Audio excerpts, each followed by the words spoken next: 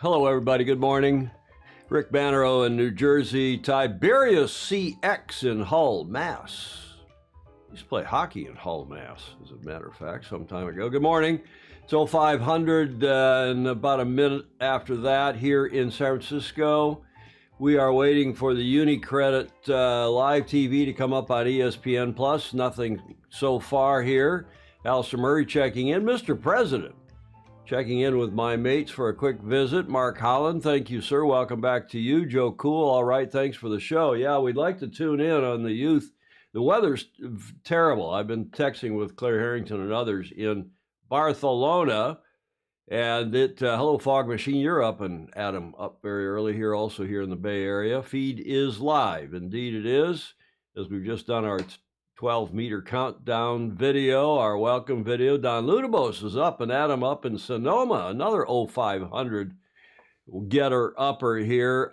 Quick look at the upcoming schedule.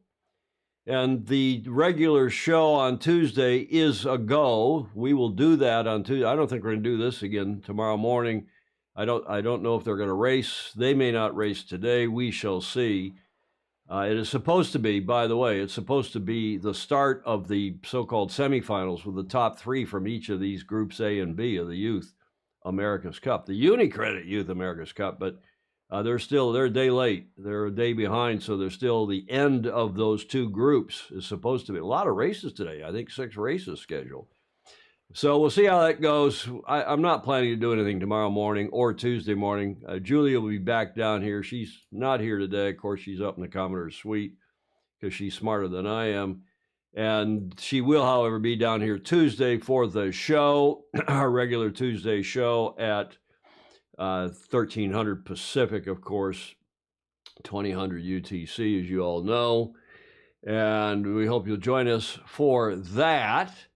And by the way, if you want to join us on Zoom for today's show, Julia is on the Zoom listening and watching. But if you want to join us on the Zoom, I don't see any of our regular Zoomers on yet.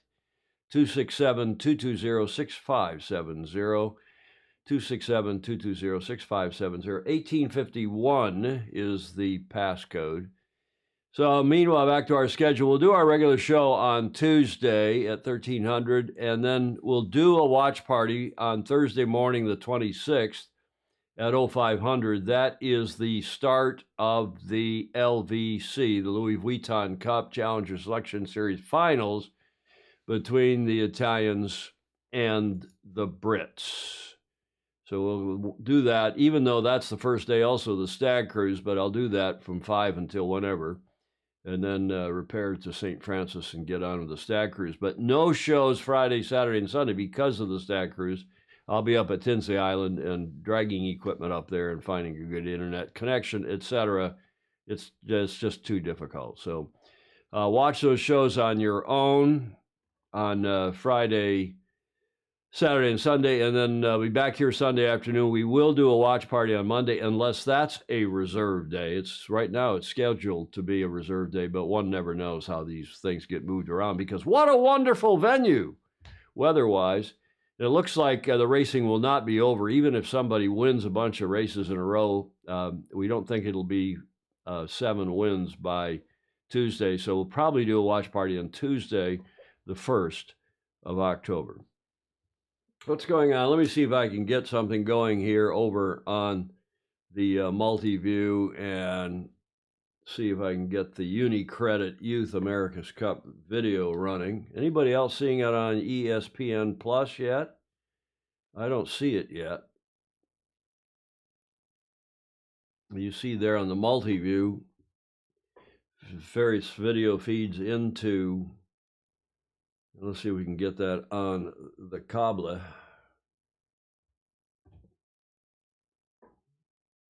and see if it's up and running yet. I don't see it up and running. Does anybody else see it?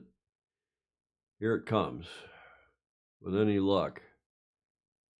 Upcoming today, upcoming tomorrow. Let's see if they've got it live yet. Live. There it is. Live. Day 5. So they do have it. They have started the show. There is the groups A and B they're showing on the live stream. We've got some audio. You can see it's pretty lumpy out there. That's a live shot. Good morning, Steve Atkins, Commodore Atkins, Madison Beach Club in Connecticut. Alan Long, where are you, Alan? Are you in Texas or in Cleveland or the Northeast? So we've got a feed coming off ESPN Plus. Those of you who are Stanford fans like Julie will be happy that Stanford won on Friday night. And you'll be happy that those of you who follow, let's go to the cable. Yeah, we got the cable there. Those of you who follow ESPN, ESPN will follow the University of Michigan. Be happy that they won yesterday, as am I. So what's going on here? Let's go back and while we know there's a long, you can see here, a long delay coming up here. So we'll go back to the mini and look at the slides, just reviewing that upcoming schedule. And we are just at 05:43, so in less than an hour, we will have the September equinox. And if you're here in the Northern Hemisphere, it's the autumnal equinox. And if you're down in the Southern Hemisphere, it is your vernal equinox. Mr. Dr. Andrew McIrvin, hi there. We'll be in the air towards you for the next one. Yes, we're looking forward to having you here, Andrew. Looking forward very much. I had a nice slide from Claire Harrington with another staggerer who's coming, our bronze medalist in the 49er class here from the U.S., Hans Henken, and Claire and the Otterowskis were all together. Yeah, it looks lumpy out there. It does indeed look lumpy out, but no wind either, sadly. They've kept last I heard from people in Barcelona, they'd kept the AC-40s on shore. Meanwhile, in Newport, it's blowing stink. They lost the first 2 days of the IC-37 North Americans due to a spicy northeaster. Planning to get 4 races there in Newport today if you're following the IC-37 North Americans. And I'm just, Richard Gladwell's texting from Auckland, where it's 8 minutes after midnight. Yeah, the weather forecast, as Richard is saying, it is not looking great for the next several days. Alex Hayworth, hello. Autumnal equinox in the UK has been a biblical rain, wind, lightning, micro tornadoes. Wow. Bob Steele down in SoCal, Newport Beach. Top of the morning to everybody. What's F19 effing in Singapore? What's that mean, Bobby Steele? So Bob's up, he's up and at 'em early. But what we're doing here today, if it ever does start, we get some racing. Look at this shot here on the cable coming off ESPN Plus. They are out on the water now. Which crew is that? The camera was swinging around. I don't think the director. Oh, the F1. Yes. The F1 in Singapore, Bobby Steele is saying. Indeed. So we'll keep an eye on that. But there is what it looks like out there. Very light. No, they got to start. They got to start here. We better go look at this. But anyway, a quick look at the slide to tell you what we think is going on today. We think we've got 2 fleet races in Group B. That top group of flags are the invited teams in Group B. And then the bottom slides are the America's Cup teams in Group A. And we think they're going to have 4 races today. That's what's on the schedule. That's what we're expecting to do. As you probably know from the standings, it looks like LRPP, New York Yacht Club's American Magic, and the Brits, the Athena Pathway, are going to go through. We'll see. At least one of our foes, Leo Takahashi, in 4th place. Doesn't look like he's going to get through. But meanwhile, over in the other group, the Swedes, the Aussies, and the Spanish look strong. But we shall see. Oh, it's a replay. Oh, it's a replay. We're back on. I don't want that one. I want the cable. This is a replay of Group B Fleet Race 2. Today's racing is delayed. Thank you for that, Mr. President. Alistair Murray down presumably in Melbourne, Australia, where It is 10 minutes after what? 11 at night tonight, Sunday night. This was, I don't know what day this was. Fleet Race 2. This could have been yesterday. It was a lumpy bumpy. We'll see what it looks like here. I remember the racing. I have been watching it. Tom Ogletree listening this morning from the Garden Center at Lowe's. And you're back at Lowe's in Savannah, Georgia. Site of the 1995 Olympic sailing events. What a great town Savannah is. Tom, what was the name of that famously cool book about the death and something in Savannah? But continue that great color commentary, Tom. Well, thank you. Jeff Oxham, 2210. And Mary Jude Szymanski's up in Philadelphia where it's 8:11 in the morning. Group B race 2 was yesterday, Lance Burke. Fog Machine says. Thank you, Lance. Yeah, the weather not looking promising. And thanks again that you're all telling us it's a replay that we are having a look at here on the ESPN Plus. This is a watch party. If you're joining us from around the world, I'm sure you've got your own video showing on YouTube or one of the other streams. Here in the U.S., we are confined to, there on the tube now, we're confined to ESPN Plus, which is behind a paywall. And it's not, as I keep saying, it's not a princely sum. It's only, $11 a month. $10.99. Yeah, this is yesterday, that really lumpy racing yesterday where they kept just tagging or jibing caused, half the teams to fall off their foils. As you can see, there's the Kiwis having fallen off their foils. The Swedes, though, have been really strong. Kyle Langford has been coaching them, Kyle was with us here, the very good Australian sailor who was with us in the 2013 Cup when Oracle Team USA won. Carl's coaching that team. He lives in Göteborg with his girlfriend or his wife now and has been coaching the Swedish team. And others of Australian/Swedish ilk are involved with that team, as is Artemis, as is, who is another one? Well, the Mr. Artemis, what's his name? Torben Tornquist is backing that team. And remind me, everybody, who's the CEO of Artemis Racing and their other Artemis technology group, the Brit? Multiple Olympic medalist, star class, and so on. Oh, ESPN Plus is going up to $11.99 next month, Fog Machine says. Jody Shields down in Sydney is joining us. Again, where it's 22:13 Sunday night. Midnight in the Garden of Good and Evil, Tom Ogletree reminds us. That was the name of that famously good book. Tom, did they ever make that into a movie? As we are watching the replay from yesterday when it was so bumpy. No other Zoomers on here except Julia watching upstairs. Hello, Ralphie Steitz, longtime friend, and we've done a couple cup campaigns together. Ralphie, the esteemed executive director of the, remind me the name of the foundation, Ralphie.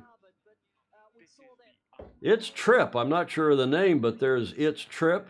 Ian Percy, thank you, Jody Shields. Ian is running the Artemis technology, and he's been helping with this Swedish youth team as well, I'm told. It's Trip from the eastern shore of Maryland.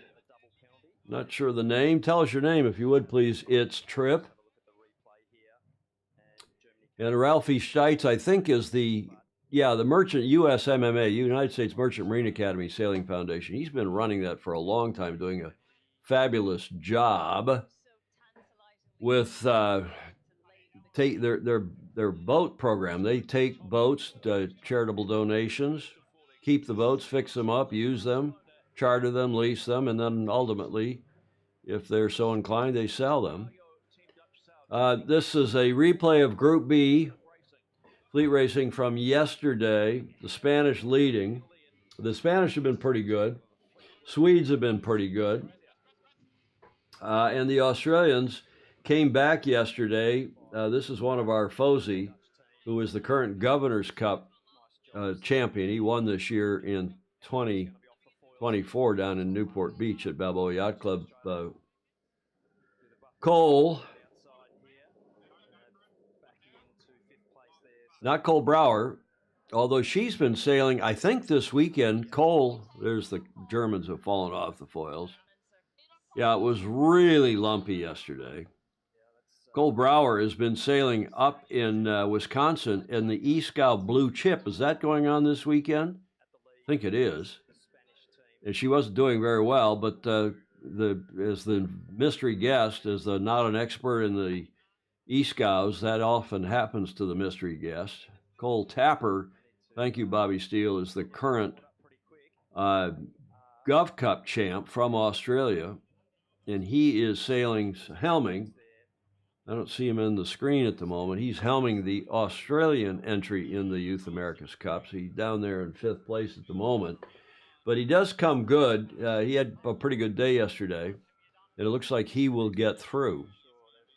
But Cole Brower, today would be the final day of the E-Blue Chips, if I'm correct that it's this weekend, not the previous weekend.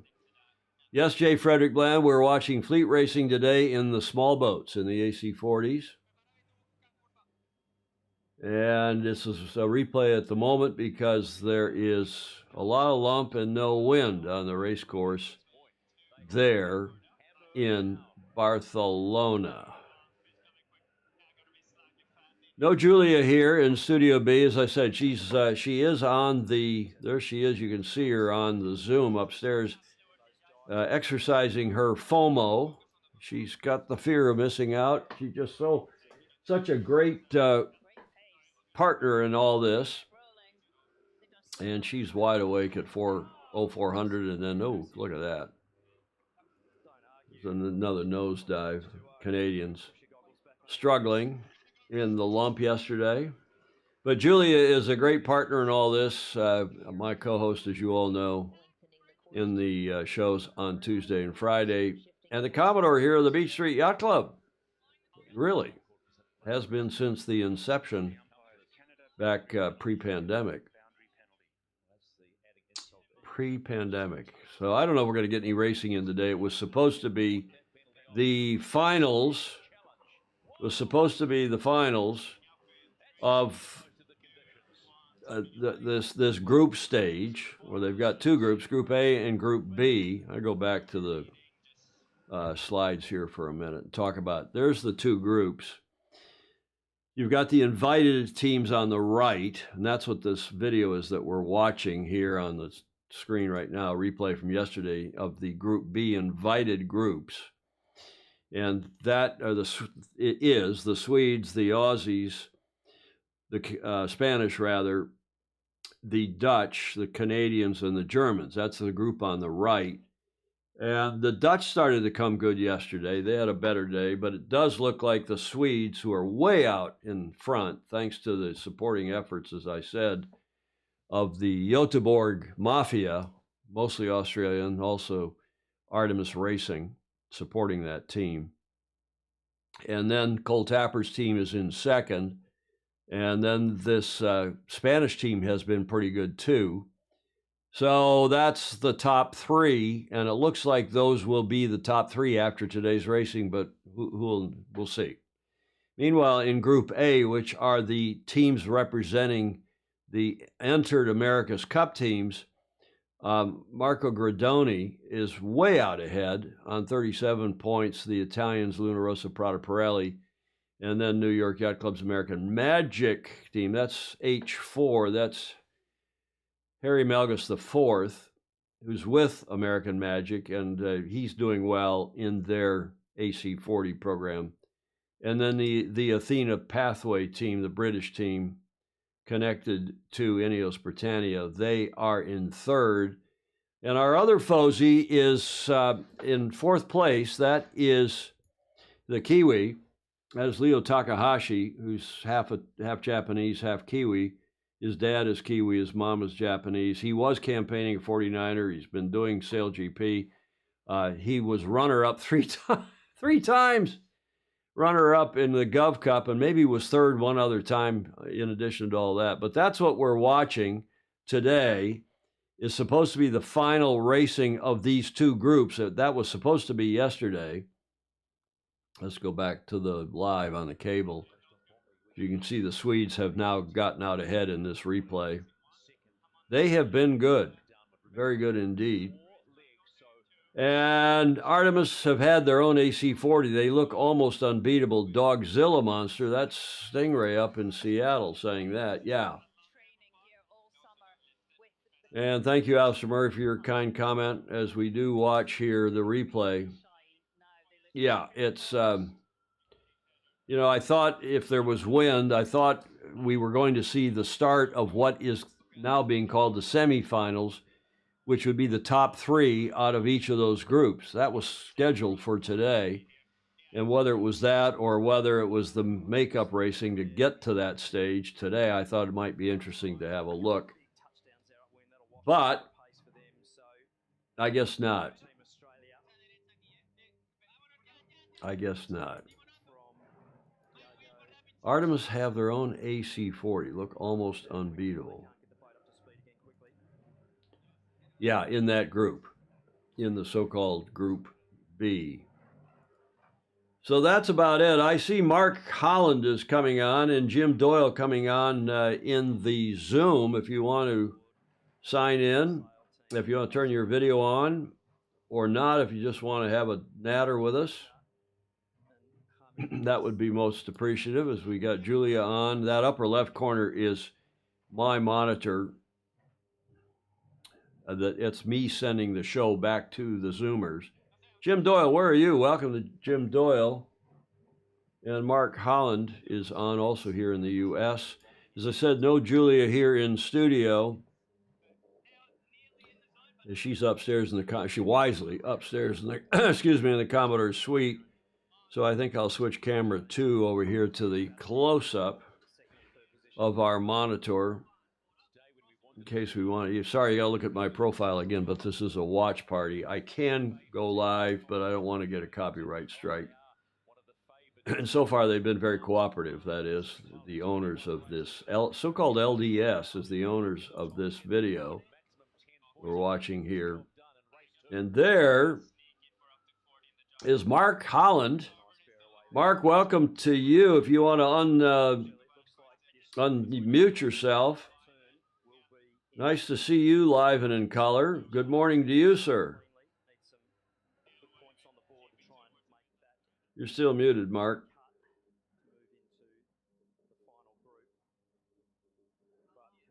When you get yourself unmuted, say hi to us.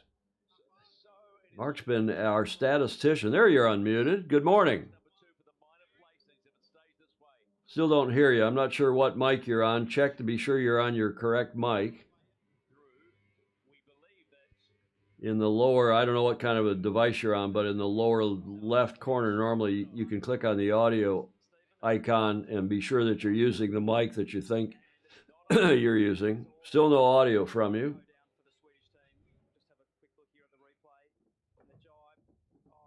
Let me check on my end and be sure that I've got the correct audio here. Yeah, might be a problem at my end. Are you hearing me, Mark? Yes, I'm hearing you, sir. Oh, good. We hear you as well. Okay, great. Welcome to the show. Nice to have you on live here.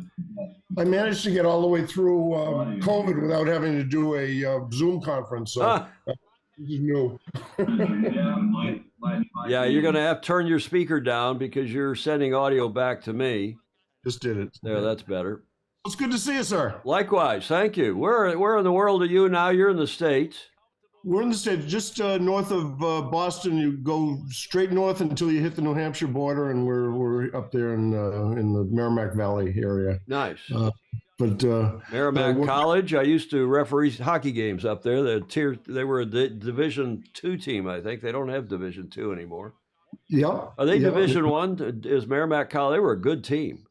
They were, and they've been very, very good in basketball the last couple of years. They've come right along. So, Excuse me. Merrimack Valley. Do you drive across? Do you go over into New Hampshire to buy free, or not free booze, but booze that's not taxed, like everybody That- else in Massachusetts? That's the only place we go. It was so close to the line that it's sort of unfortunate that the stores in this area just don't get our business. But yeah, no, it's nice. And for years, New Hampshire was the only place that was open on Sunday, and for a lot of these stores, and now everything is wide open. Yeah, So the blue laws in certain states where they could not sell booze. I think in Michigan, where of course I'm from, I think Michigan still has, you can't buy booze until 11 in the morning or noon on Sunday. yeah, I can't remember. And of course, Michigan is one of the few states left where the Liquor Control Commission, or whatever it's called in Michigan, still buys the booze, sells it to the stores, and still yeah. controls it and taxes it. But I remember, not that we would drive all the way up from Newport when we lived in Newport, Rhode Island all those years. We'd drive up to, if I was going up there for something else, to referee a hockey game or something, and you drive across the border, and there was a huge liquor store right inside on, what is that? Yeah. What is that? What that goes up? Well, you pick a highway, a numbered highway. There's a liquor store right at the state line border. There's one at 95 up in Hampton. There's one in Salem, New Hampshire, right just above where I am. And yeah, the state knows how to buy and sell and price. So they do well. Yeah, Lance Burke, aka Fog Machine. All hail the Spitbrook Road Malls in Nashua, New Hampshire. Yes.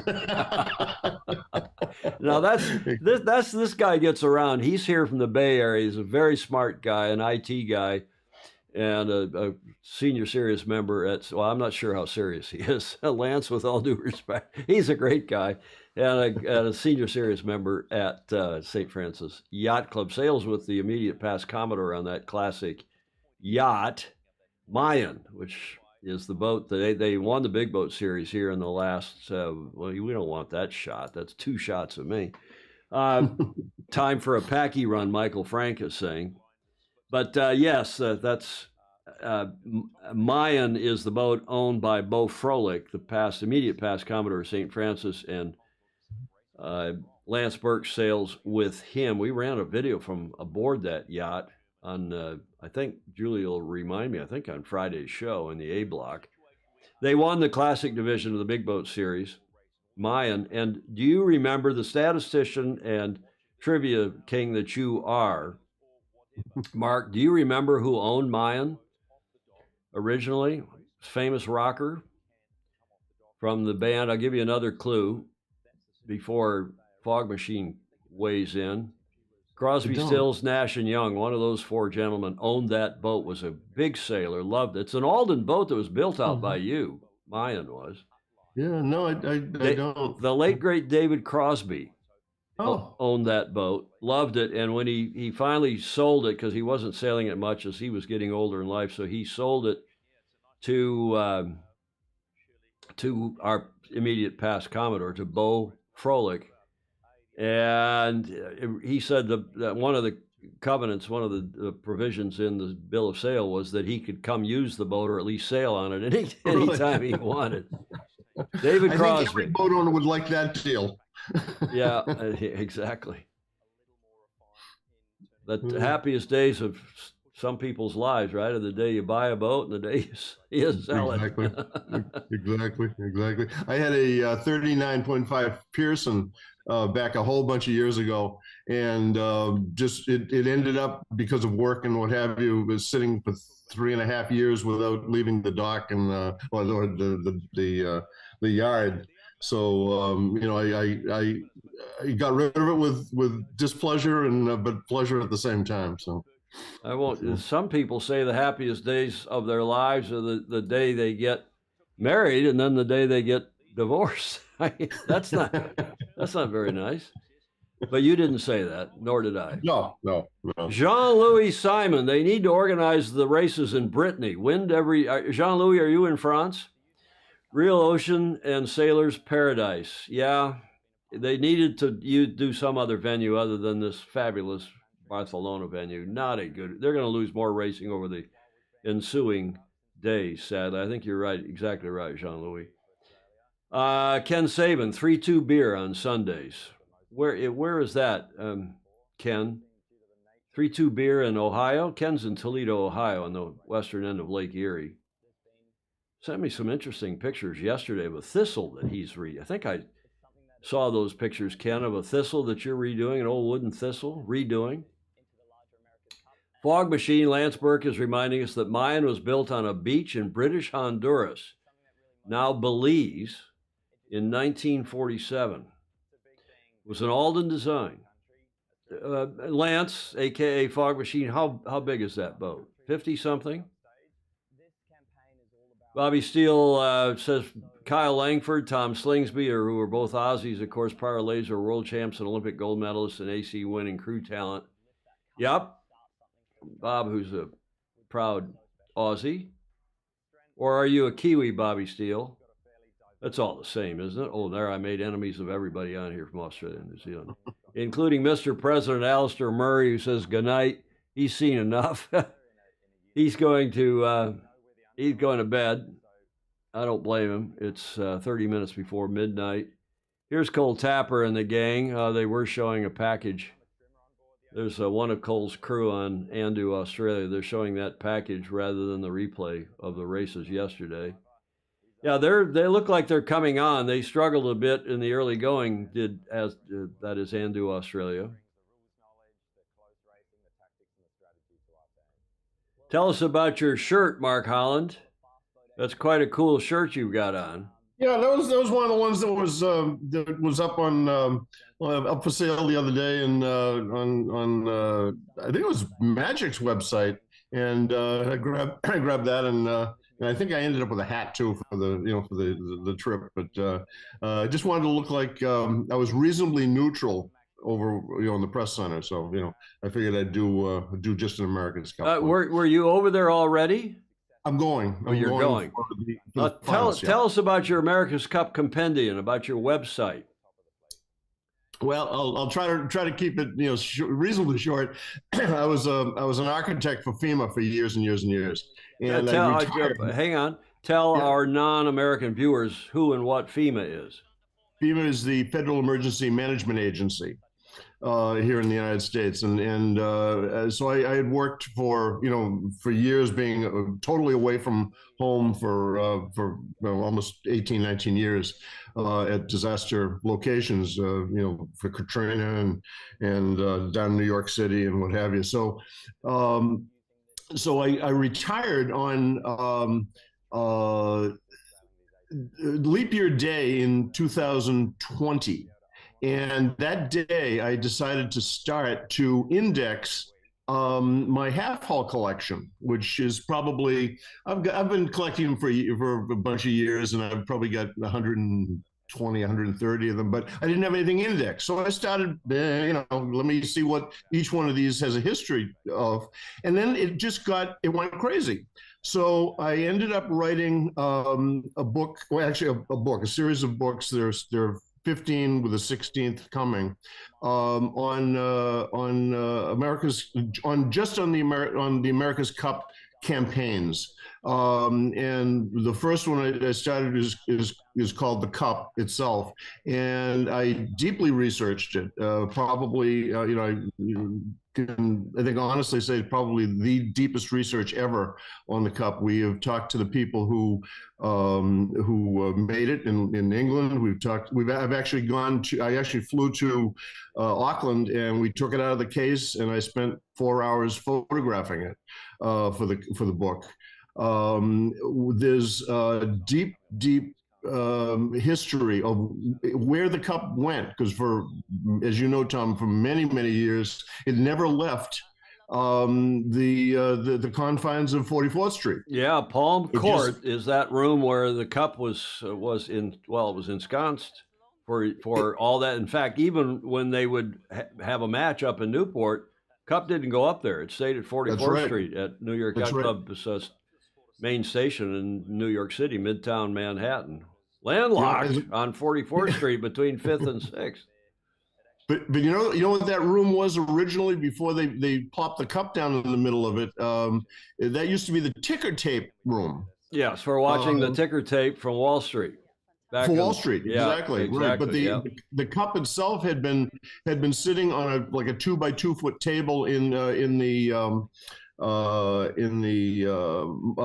room, Model the big room. one, Yep. Yep. until it got knocked over, and it got knocked over by a cleaning crew, and it got dented and bent. So they fixed it, and they finally said, "No, we're not gonna do this anymore." So that, kind of, we're not gonna chance it anymore. So they ended up locking it up, and then eventually they, in 1958, they put it on display in that rotunda type room. Yeah, it's But called Palm Court.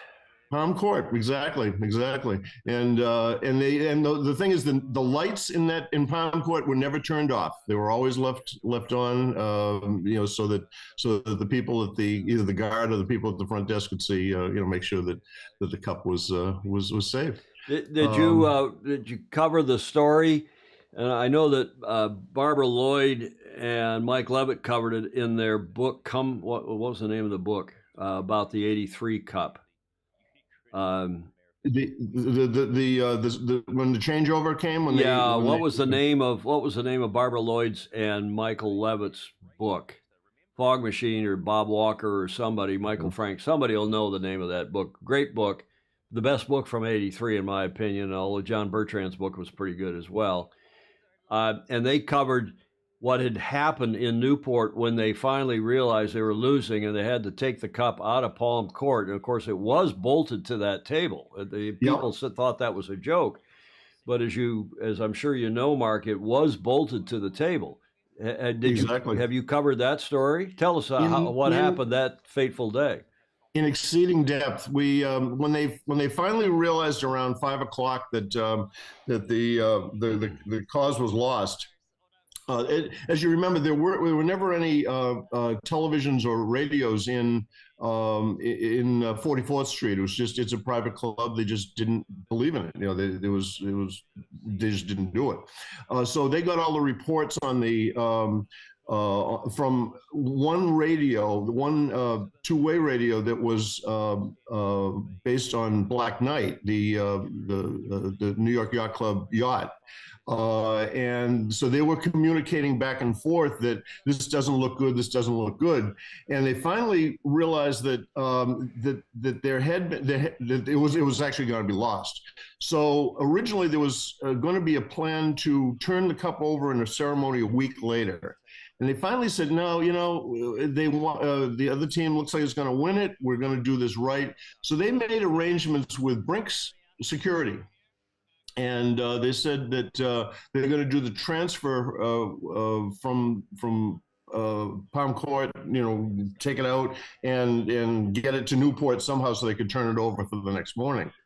Well, there were about 50 people in the club at the time, and they finally people started to build more and more and more. But they had a vote of the people who were there, who of course being inside were only members, on whether or not to allow the press in. And they finally decided that this was a solemn enough occasion that they were not. They decided to let it go. Exactly. It was I wasn't there. I was in Newport, but it was funereal. Exactly. Yeah. And they decided, and they had somebody, there's that phone booth there just outside the men's room in 44th Street. And they had somebody on the phone who was talking with somebody in Newport. This is the payphone days. This is not, So, and they had somebody in Newport who was listening to WADK, the radio, and telling them what was going on. And they said, yeah, they're going up the final leg. Australia 2's in the lead. They're attacking. And people were crowded around outside that phone booth to hear what was going on. And yes, they were somehow in touch with somebody who was talking to Black Knight and Dyer Jones, who was the race committee chairman. And he wasn't Dyer, it was somebody else who was using a VHF radio to shore. And then they had, in those days you could talk on a VHF radio to an operator and get a landline and talk back and forth over. I can remember doing that a few times.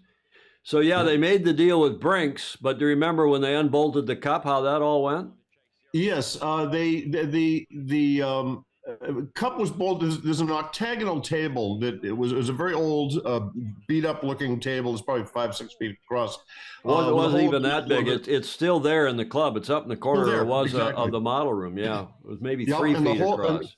and the hole where the cup was bolted in is still obviously there on the table. There's a very nice artificial plant arrangement on it right now. No. What's on there right now? And I have a picture of it. Maybe I'll dig it up. They have a very nice scale model of Patriot oh, good. of the New York Yacht Club's AC-75 sitting on. I don't know if it's that table or some other table, but I'll see if I can dig that. I have a photo Yeah. of that. Well, that's good because I last time I was there was in I think October of last year, and it was whatever. But we because we moved it to see if the hole had been patched or what have you. But there was a glass case that was on top of it. That was maybe I don't know 16 18 inches square and three feet, a little over 3 feet high. And you remember when the cup was in the possession of New York, it never had a wooden base or anything else like that on it. It had the original 1848 cup with the 1958 edition that was on the bottom of it, and then it was just there. It was just on top of it.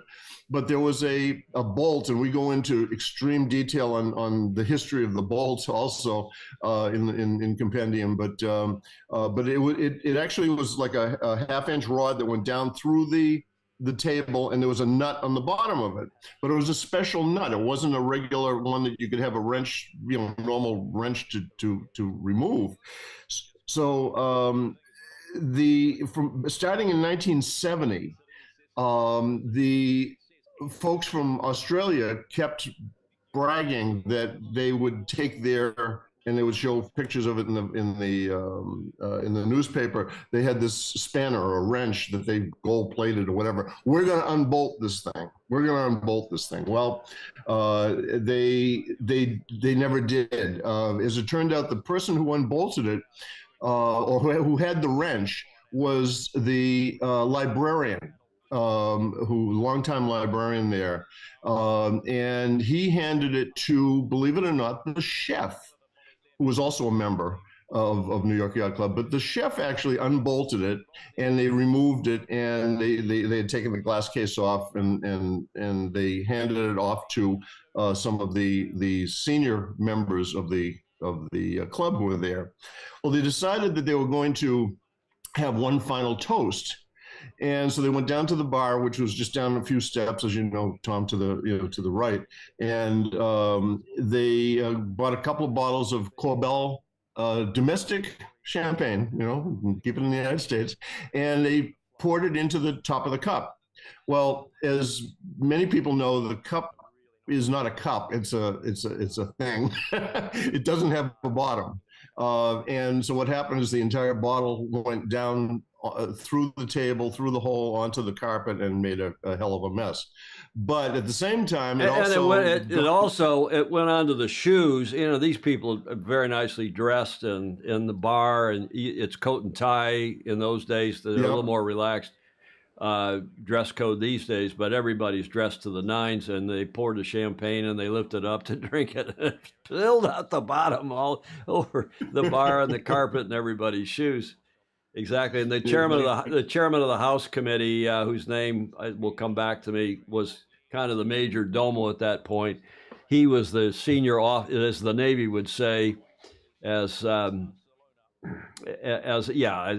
senior people here in the U.S. James Frederick Bland, who's a Naval Academy graduate, would say, SOPA, senior officer present and afloat, was the House Committee chair.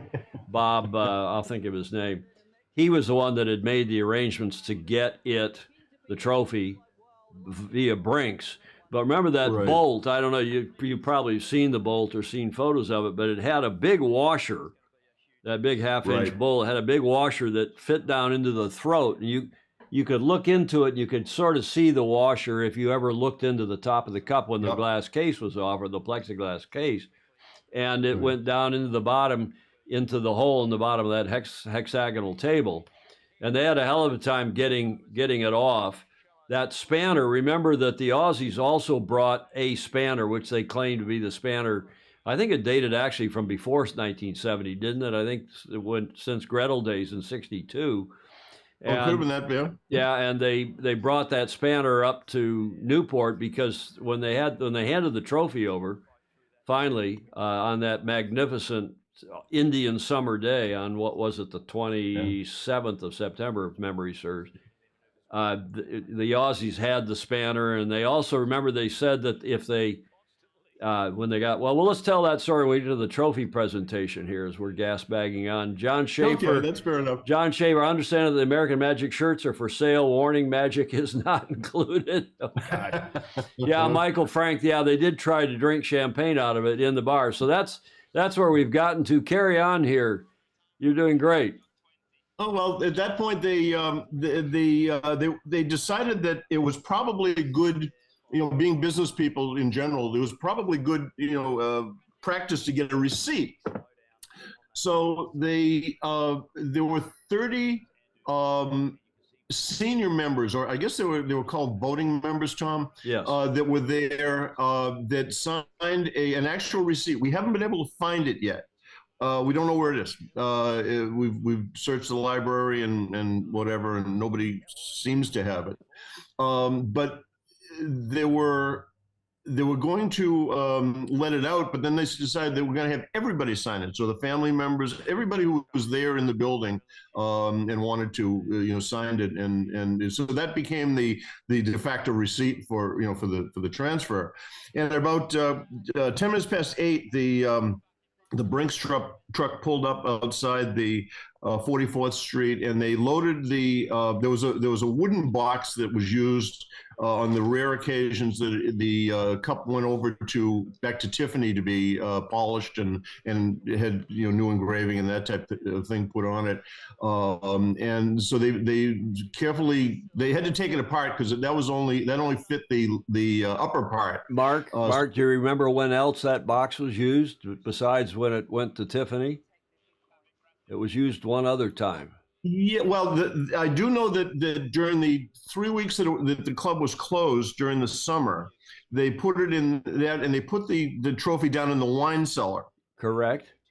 And but I don't know of another. Well, the great fear. This is how well that trophy was protected during World War II. They had that box. And they put the trophy in the box for fear that you better write this down. You got to add it to your compendium. During World War II, and I don't know about World War I, but certainly during World War II, it's well documented or well known, at least among club members. I've heard the story any number of times from those who were maybe around or even maybe participating. This is back in the 70s and 80s. They put the thing in the box, that kind of half-assed box, and took it down the street, carried it down the street, not carted it, carried it lovingly down the street to the Bank of New York, which used to be at the corner of 44th and 5th. Mm-hmm. There was a bank down there, and they put it in the bank vault, and apparently it was there for 2 or 3 years during World War II for fear that the New York City might get bombed by the Axis. Yep. So, that made sense. So they loaded it into the Brinks truck, but there was a problem because the Brinks in those days was not capable, did not have license to operate across state lines. Right, and there were 2 reasons actually. One of them, they took it from New York, and they were supposed to. Dyer Jones and a number of other people, the librarian and what have you, had the bolt.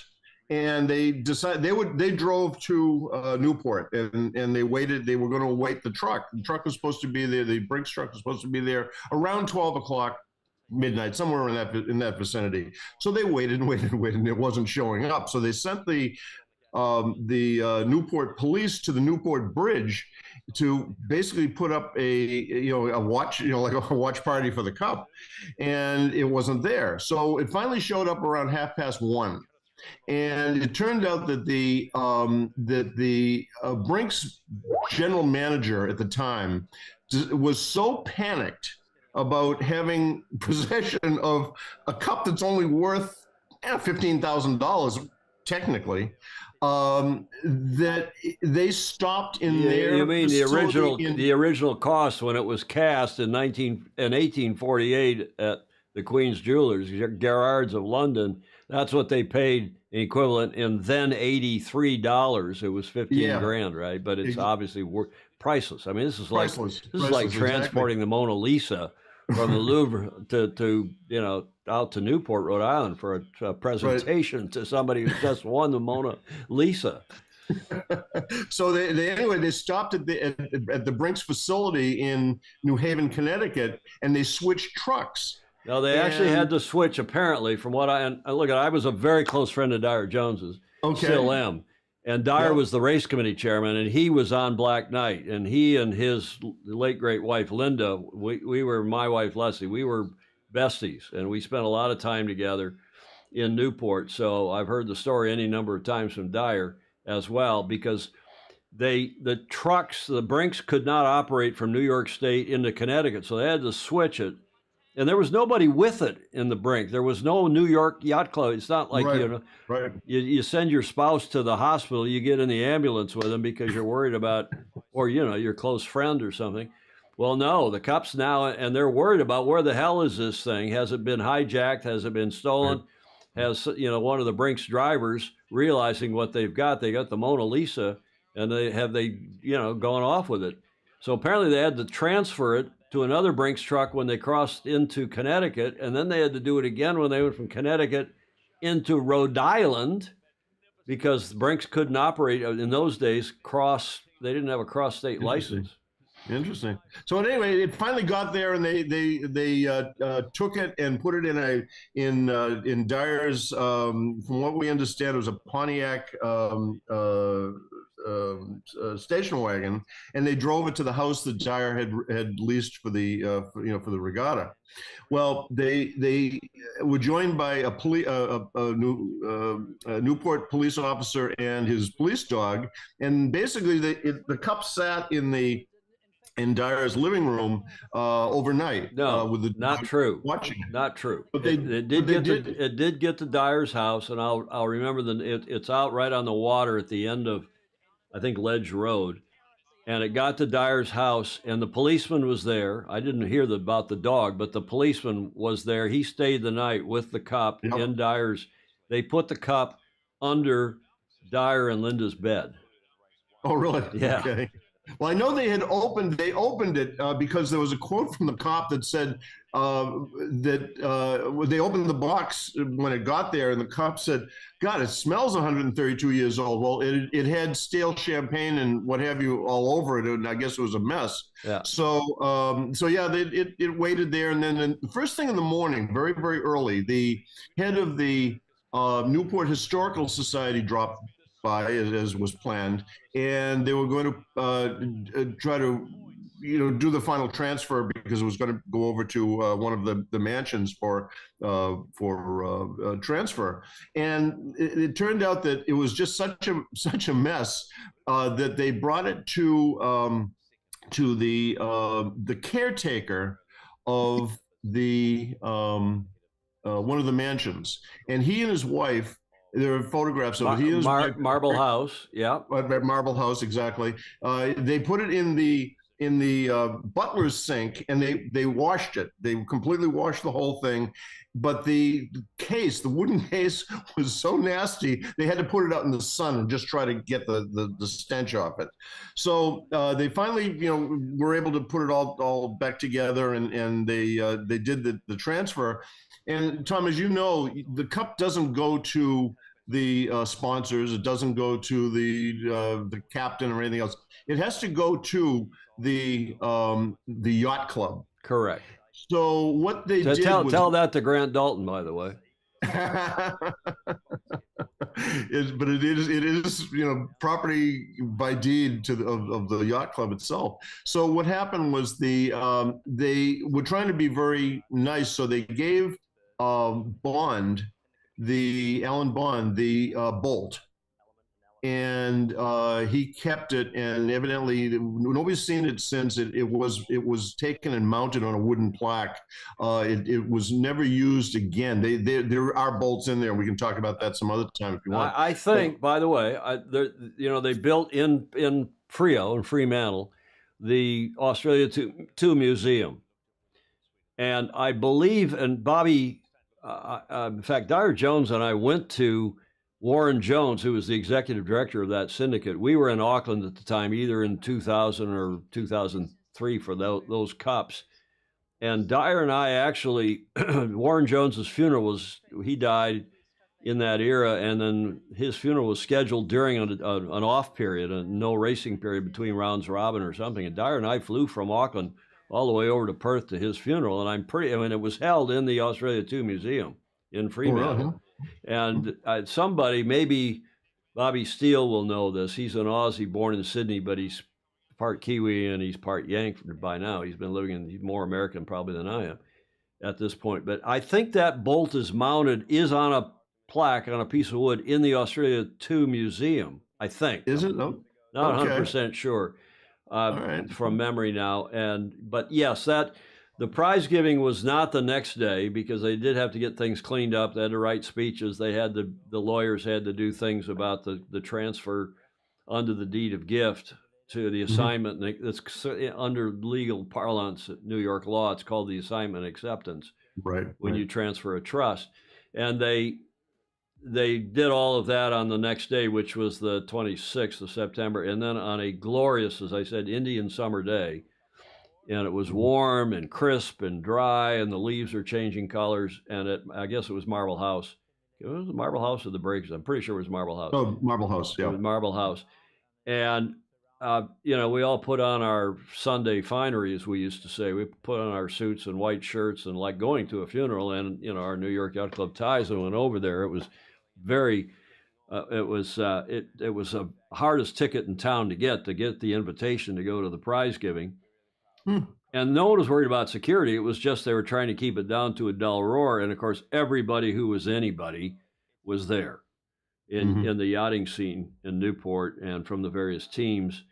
And except for DC. Well, DC, he'd already left Newport. In fact, I think he went to the Stag Cruise out here at St. Francis. He may very well. I know he did in 1980 after they won it. There's a story there about how, those of you checking and wondering what the hell's going on, why are Mark and Tom babbling on about 1983? Well, it's because we're waiting for racing. Here's this kid who's the helm on the Swedish team, which looks like they're going to be one of the top Youth America's Cup teams, but they are in postponement. I see John Emmett has joined us. Hi, John. We'll come to you in a minute and get John to tell us about his sailing today. But we are in postponement, and we are waiting for what we think is going to be the final day of the groups, both groups A and B racing. That's what was scheduled. Six matches, 2 in one group, 4 in the other. And there's the cup, speaking of the cup. And they are under postponement because there's no wind and it's lumpy. And that's why I am talking with the distinguished Mark Holland, who's up in, did you say Merrimack Valley, up north of Boston, almost to the New Hampshire. Methuen, Massachusetts. Methuen, almost to the New Hampshire border. Yep. And Mark, what's the name of the website? Give us the URL for the website. It's www.americascupcompendium.com. There's no apostrophe, no punctuation, but www.americascupcompendium.com. That will get you to the website, and then you can see the synopsis of the 16 books. And the books themselves are, if I may, they're HTML5s. They're flip books that are online. And so there's no hard copy. There is one hard copy and I own it, but other than that, it's all flip books so that we can update them daily if we have to. Fabulous. And so the information is always current, and so the stuff that's going in there now, I haven't put in the stuff from the youth races yet, but that will be on this shortly. But there are 16 books. The first one's called The Guide. It's no charge for anybody. And that one is basically the indexes of all of the 16 books, a detailed index, so you know where to look for things. But book 2 is called The Cups. And that's the one we're talking about now, Tom. Book 3 is called The Deed, and it goes into all of the Deed of Gift, the original one, the 2 supplemental ones. Goes into the legal battles that went on, which are copies of all of the legal decisions that came from the New York Supreme Court. Basically all of the stuff that had to do with the deed itself, which is kind of interesting, stuff. Books 4 and 5 are called The Rules, and on the rules we have, and each one is like 450 pages, so it's a whole bunch. But it looks at, we were able to find every single sailing instruction and racing condition all the way back to the beginning. All the way to the beginning? To the beginning. And this is, by the Stingrays, just put the link up if anybody wants to click on it and go to it. You've got the NOR, the SIs, or whatever they were called back in the day, all the way back to 1870? 1870, yep. Wow. Yep, and we're and with a lot of backup information to that, but we also go into the rules that have to do with of course, it goes all the way up to the protocols now and everything that's been published on the America's Cup website. But the main reason that I did all of that, Tom, is that not only was it tough to find all those original ones, but as soon as the 24 regatta is over, they will be around for a little while, but a new website will pop up and all that stuff will be lost. So the idea of Compendium is for researchers and to have a source that they can always go back and find this stuff. And I worked with Jack Griffin, who I'm sure you were well familiar with in Switzerland, and Steve Teixeira, who is an incredible source. And we were able to find all of those things. We were able to find all of the transfer documents that you were just talking about. We've got all that stuff. So it was, that part of it is actually kind of interesting. Actually, we went into the people talk about the rating rules and how yachts or boats were sized or handicapped or what have you. And usually what you see in the books are just this little short mathematical formula, but we go into all of it. How do you go from one end to another, and here's the entire formula, what everything means and all that. So it's all there. It's historical and what have you. We can talk about some of the other stuff later, but the one of the books is excuse me, Mark, do you have this all backed up somehow, some way? You must, because okay, we've got the Wayback Machines that are capable of going back if something were to happen to your site. But it sounds like a hell of a lot of effort into this and time. How long have you been working on this? 5,000 hours, and since the leap year day, so it was 4 years last April 28th. Wow, this is a full-time job since you retired. It's a job, yeah. There's over just under 4,000 pages in this thing, and they're all 8.5 by 11, and they're completely full, what have you. But one of them, and you're in it, as a matter of fact, obviously in a couple of areas, Tom, because we have a book that's called The Cruise. And the cruise list everywhere that we cruise find, as in CREWS, not like EWS, right? Not like the cruise ship or the stag cruise. No, EWS, right? And so we've got listings of every one that we could find there are some listings back when there were professional sailors early on. You only got, to get the top couple of people, but we've got it alphabetically and by yacht and by year. So oddly, when people go to that book of compendium, first thing they do is go and see if they can find their own name. But then there's another one that is called the officials, which is quite a bit shorter, and the owners, which those are three additional books that have information on it. But it lists, it lists who the sponsors were and where the money came from, and that type of thing. So, but all in all, it's all on Issuu, ISSUU, which is a very good, stable HTML5 flipbook platform. So you go to the website and it transfers you right into Issuu. But yes, it is backed up. But I will tell you one other thing, and this is not all for sale. The sale of the book goes to pay for, just like it does with Sailing Illustrated, goes to pay for the cost of maintaining the websites. One of those things. It's just one of those. You're a former FEMA senior serious guy. You must have a great G something level pension from our federal government. I mean, you've got to be in good shape there. So, well, I'm not in that good a shape, but you're right. We take the people that contribute to us as it's for keep us on the air and not for groceries and that sort of thing. But bravo Zulu to you, Mark Holland, and up in Massachusetts, just south of the New Hampshire border, with the compendium. You call it the compendium. You and I have emailed back and forth, and I haven't had time to really get into this. This is a fabulous, fortuitous occasion here that we're able to gasbag about this. I appreciate it. It's fabulous. But I tell you one last thing, Tom, on this subject is that as an example, the New York Yacht Club. Let me back up because I want to just be sure. So the compendium is there. To access it costs something nominal, costs a fee that goes to help maintain it. Is that when you say buying the book? Yeah, each book has, except for book one is free. The index is free. But all the rest of them are nominally priced. You don't actually buy it. You buy the ability to go to it and use it anytime. So if you have a tablet, so you buy a perpetual license in effect.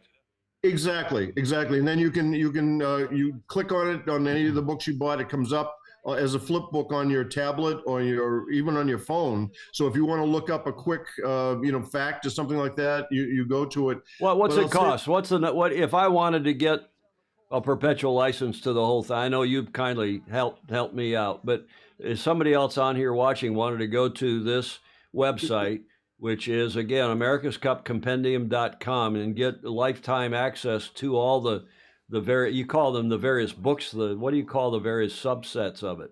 Well, each book there will be 16. We're working on the book called The Press right now, which we can talk about, which is kind of fun. But most of them, a lot of them are around $15. And then the more expensive one is the cup itself, which is $70. But it's 346 pages, and when I was researching, I bought so many books, Tom, that were $120, $130. Yeah, exactly. I can imagine. It is, but it really is a good deal. But I will say one thing: to certain researchers and to certain yacht clubs and research organizations like the IYRS, which is the International Yacht Restoration School in Newport, who has an incredible library, beautiful library. The CRC which is the Collections Resource Center in Mystic, Connecticut. Yeah, the CR. Yeah, exactly. Right. The New York Yacht Club library, some of those things, they have complimentary copies, codes that have been given to them at absolutely no cost. Any of their researchers or anybody else who wants to come in and ask for it, they can go and research anything they want at absolutely no cost. Okay, well, I got a deal for you, because you know, a lot of us who've been around for a while, I've talked with Bruno Trouble and indeed with Dyer and others. And Dyer, I think, has given most of his papers over to New York. And, you know, New York and the library, they have that, not only the library, but then there's the vault in the back. And Yeah. Stephen Suchi has been in there. Hamish Ross has been in there. I doubt Hamish is watching. It's 1 a.m. in Auckland. But have you met Hamish? Have you talked to Hamish Ross? Hamish and I've never met him. When I was in Auckland to photograph the Cup, we were supposed to meet up, but I ended up with COVID, Oh, dear. and we just decided not to. But he and I had because he's such an incredible researcher, he and I had uh, shared information on a number of things, basically based on his doctoral thesis, which is a brilliant document. It's available online, but about the history of the legal, excuse me, the legalities of the cup. As you know, Hamish is an attorney, and very probably the most legally adept person on the cup in the world. Notwithstanding, he lost.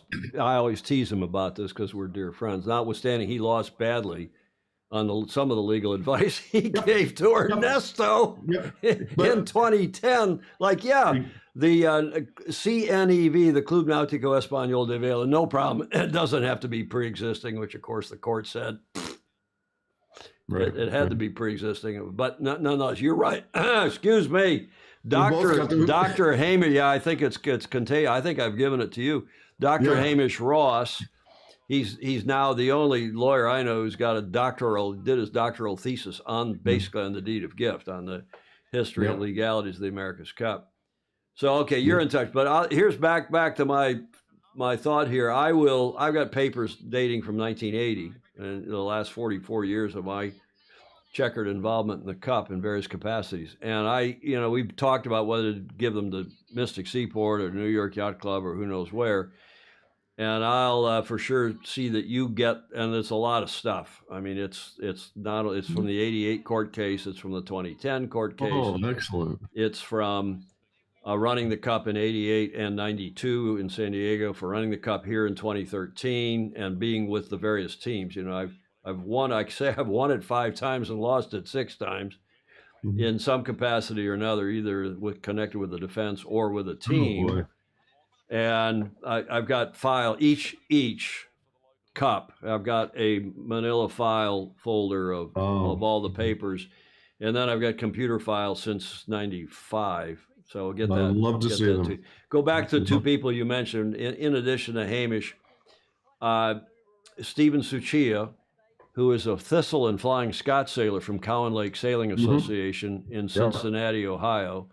And I don't know how he and I rode on an airplane back from, I think, Auckland back to LA one time. And that's when I got to know him. We were seatmates, and I don't think, I hope we were not in steerage, because we did talk. I think we were at least in business class, and talked. And at that point, he was writing about and very interested in, this is before he got involved in the Hall of Fame and chairing the Hall of Fame selection committee, and before he even joined New York Yacht Club, which he now has, of course.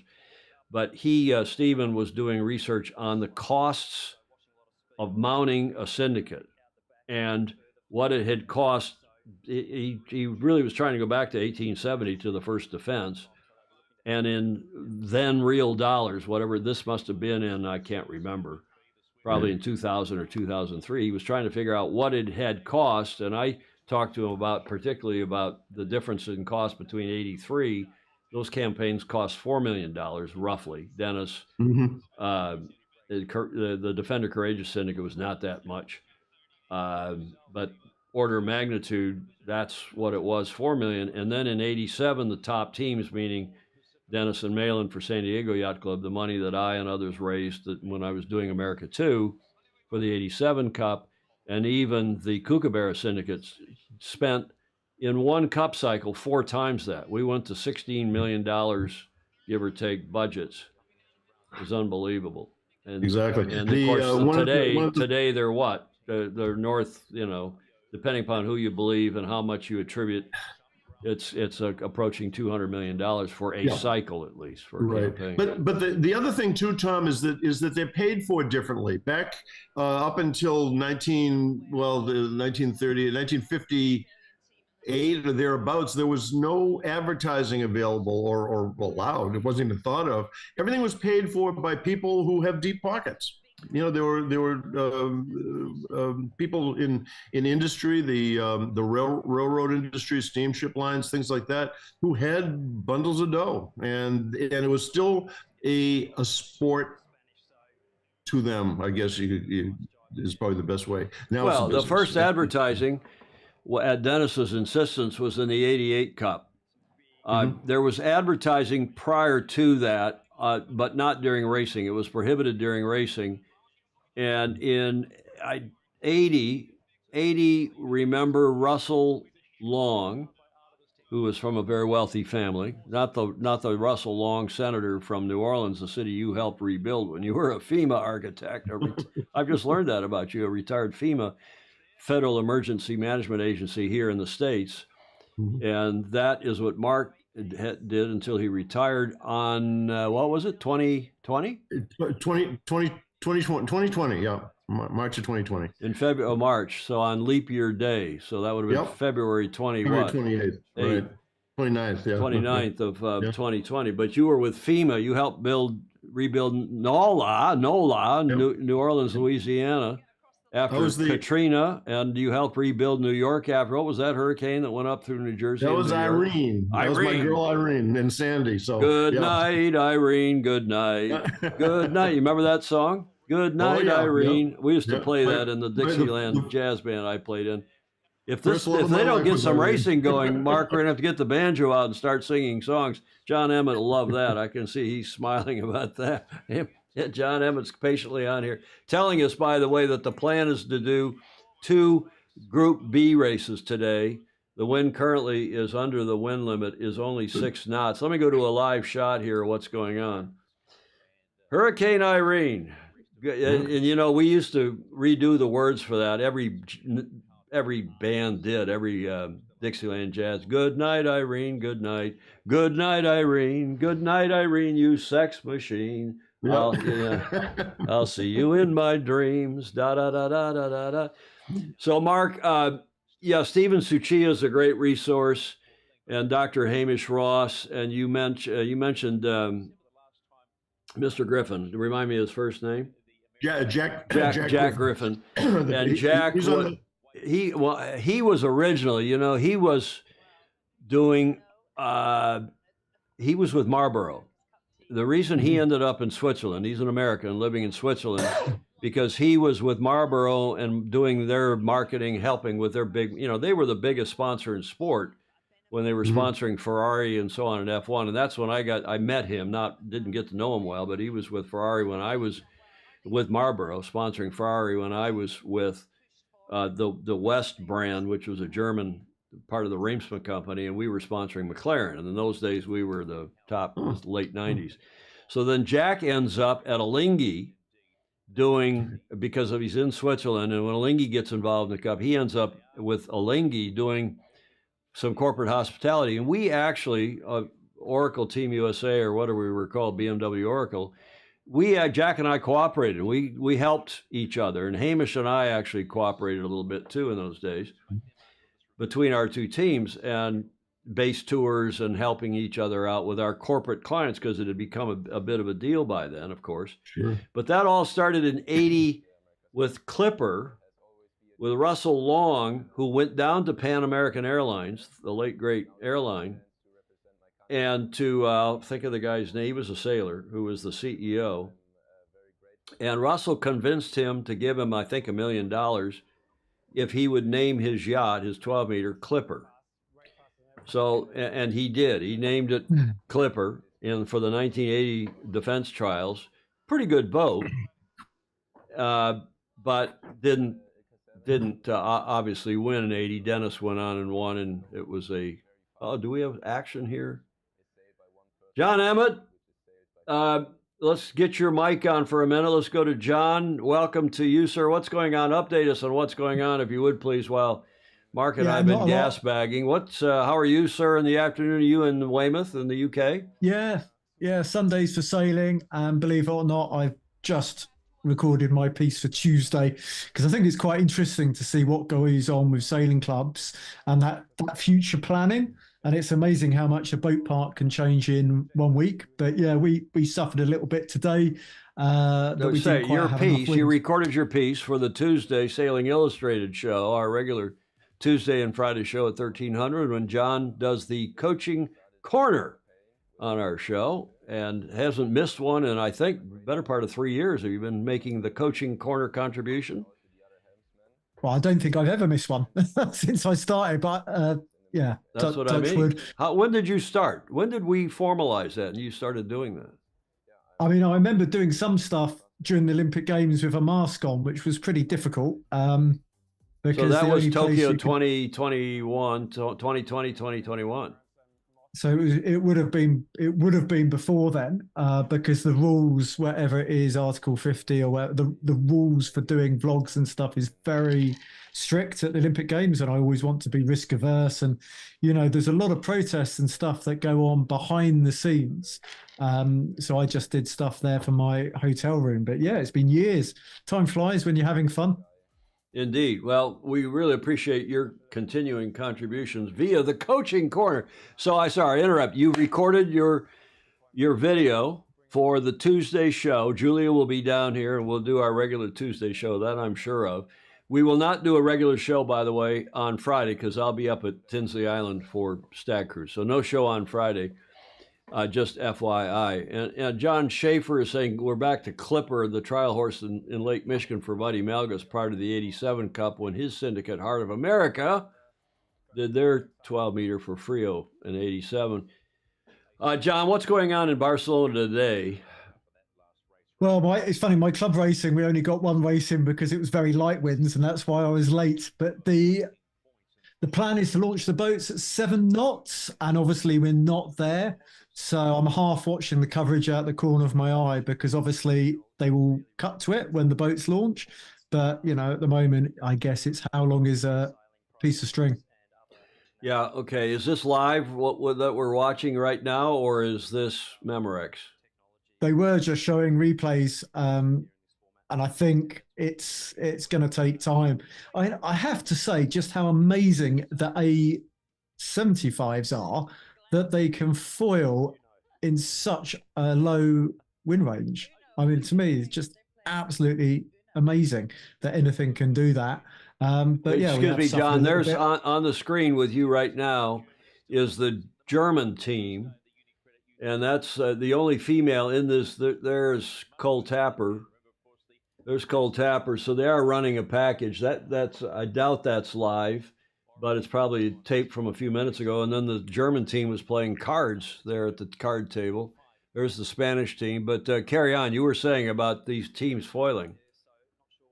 Well, I have to say, actually, I'm quite disappointed that Hattie Rogers is not on the British boat. I'm sure that was a difficult decision. And we talk about, or I talk a lot about the Olympics, and this current cycle, GBR only won medals on boards. They didn't win any medals in boats, if you like to make that distinction. But it was only female athletes who won. And You're there's no talking about reason. Marseille just this summer. Yeah, yeah, there's no reason why female athletes shouldn't have a higher presence when there isn't a physical demand. I mean, obviously, the Finn, when it was an open class, you didn't actually have that many female athletes because there weren't that many that fitted the body type. But in terms of the foiling, they should throw the doors open for top female people to compete. And yeah, it's pretty sad that there's such a in the youths small representation at the moment, but I hope that will change. But at the moment, we're just waiting for the wind. I think it's 7.5 knots they need. Yeah, I think it So is. I we think shall see. it's a knot more. It's 6.5 for the big boats.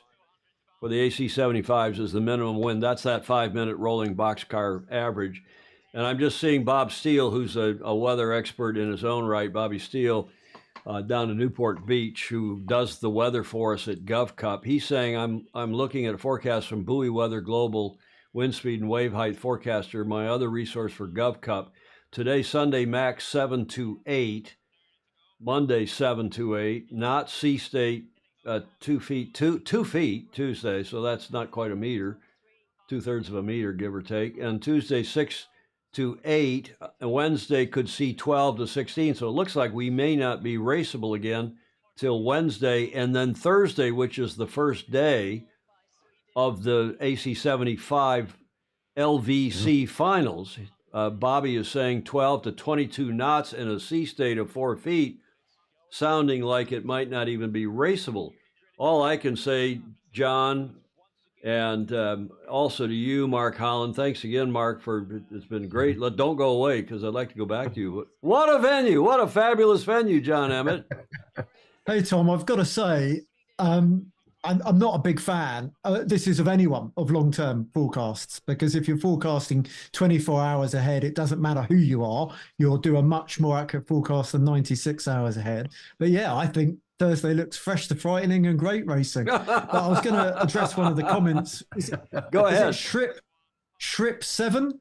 I probably agree with you that I probably prefer at this stage the fleet racing as more exciting to watch than the match racing. But we're just so lucky in our sport that we have all the different parts. So there is something to everyone. Now, that's all going to change when we get to the final match, because there's so much at stake, whatever the two teams are doing that. So I think by having the variety, I think that's a really good thing. And hats off that there's now, if you like, a better stepping stone for people to get to the AC 75. Because going from even a laser Olympic gold medalist straight to an AC 75, I mean, that's a big jump, isn't it? Yeah, for you sure. need that stepping stone. Well, just James Bland down in Austin, over and down, for me at least, in Austin, Texas, saying not raceable and 12 to 22 knots. Well, the prediction, okay, it is a few days out. It'll be fine. But Bobby Steele, well, 12 to 22 should be okay in the AC 75s, but it's the sea state of 4 feet. And Ian Murray, as the regatta director, has the authority to call it off if he thinks it is unsafe. And then Ship 7 is sailing. I'm not sailing, he's saying. Tell us what your real name is, if you don't mind, Ship 7. We like to know people's real names on here when we're quoting them. No understatement. That's a hard one to say. Ship 7. If you haven't had your coffee, Tom, that's a hard one to say, isn't it? Yeah. Ship 7 is saying, or sailing, or whatever, no understatement, the youth race is far more exciting to watch. Bored with match racing and slow pace, golf competing neck and neck for viewers for AC 75. Well, these boats, and we're looking at them here with you and Mark, and these AC 40s look so much more lively, so nimble in the water, and there's some pitching and yawing and some hobby horsing, and they really do look, Mark, don't you think they look somewhat more engaging than the bigger AC 75s, whether fleet or match? I agree. I didn't hold out a whole lot of hope for them, because I have a kind of a theory that the AC 40s as practice boats for the AC 75s probably led to the downfall of the teams that are gone already. I just didn't think they had enough time on the 75s, and the learning that they get on an all electronic, I call it toy boat, for that level of sailor probably wasn't appropriate. But watching the A and B teams over the last couple of days, if you take out the people who didn't have the chance to spend any time in the water, like the Netherlands, everybody else, the Aussies, of course, the beautiful job that was done by the Artemis sponsored group, and the Barcelona team, they're doing some brilliant sailing. It's just everything is just kind of tuned in very nicely with these boats. So I actually do see there's a potential for almost a permanent class type thing here with the AC 40s. The 40s, yeah. Well, Yeah.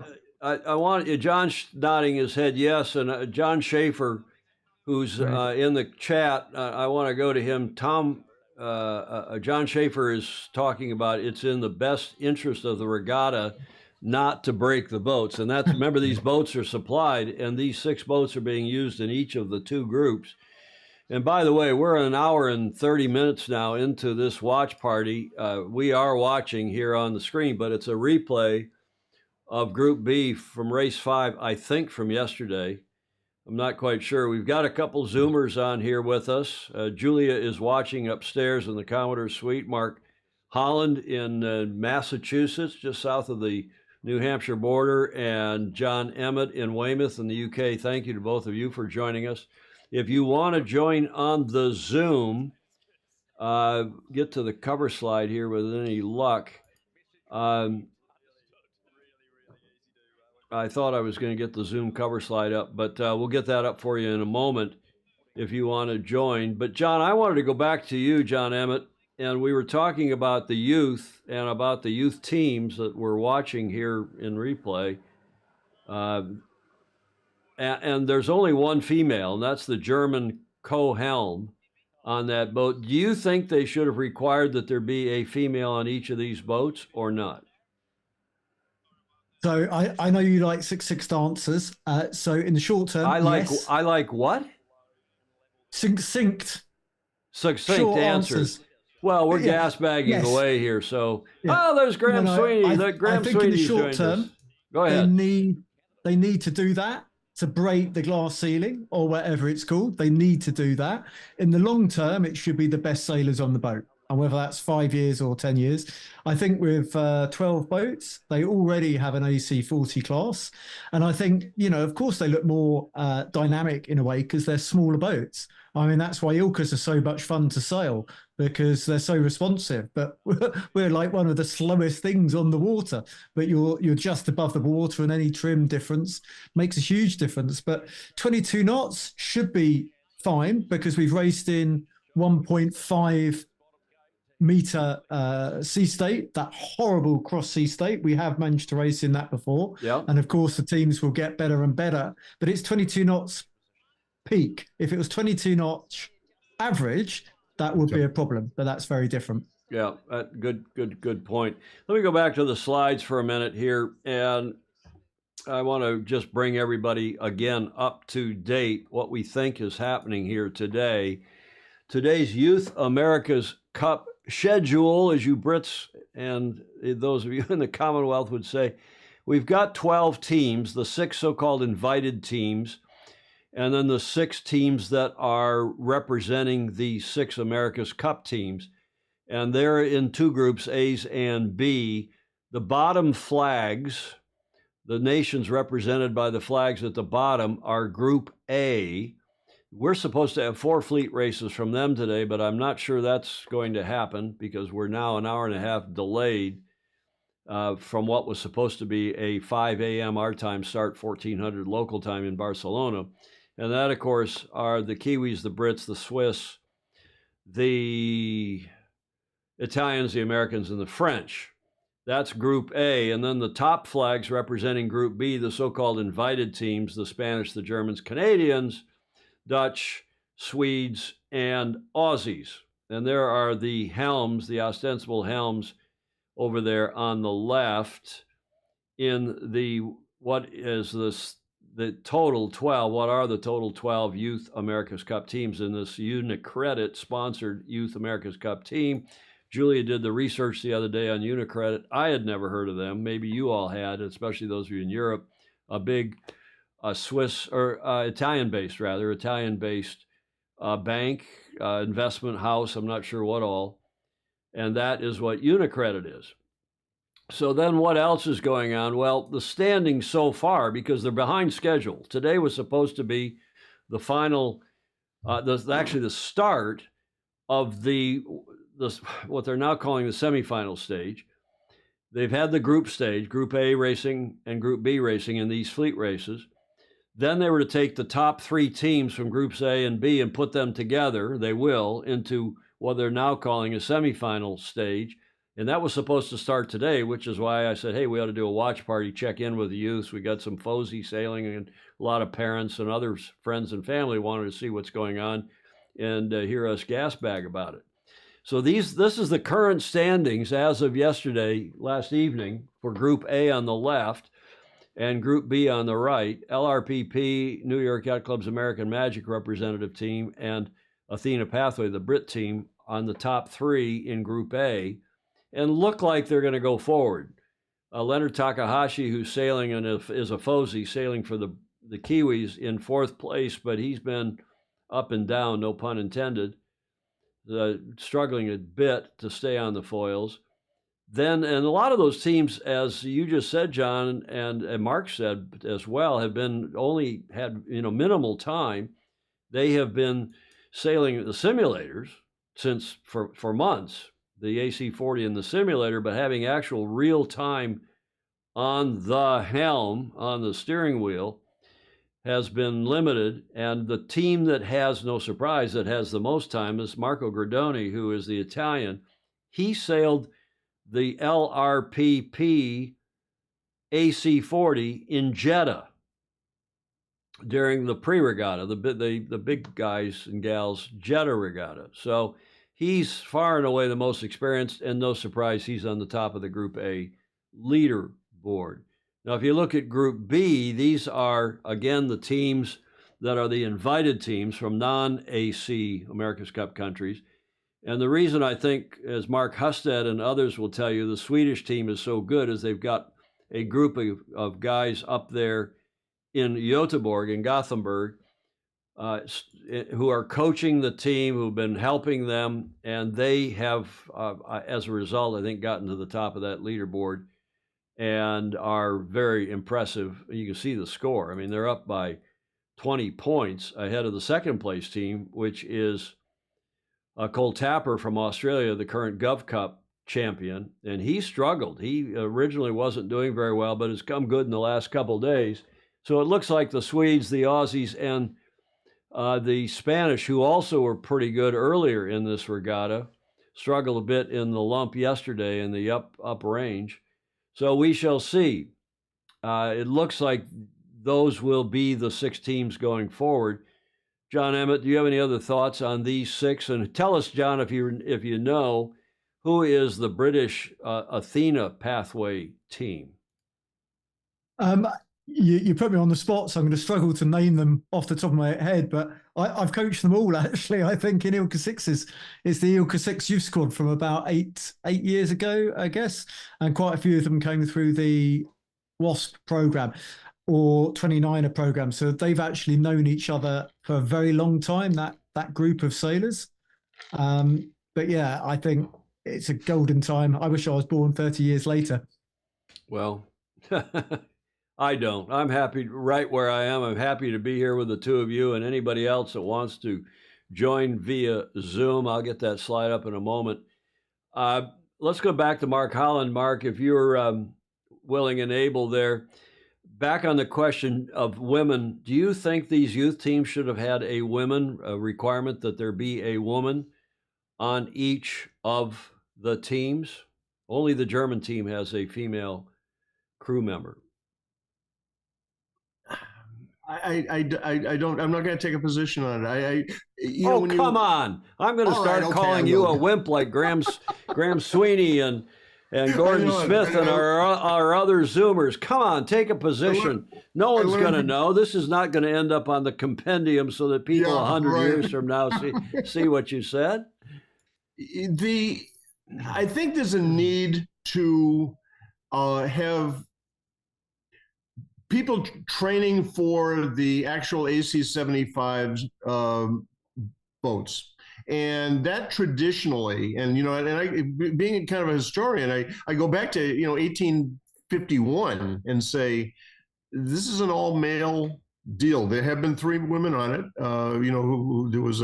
There was a statistician, a navigator, and a tactician over the years that back in the 30s.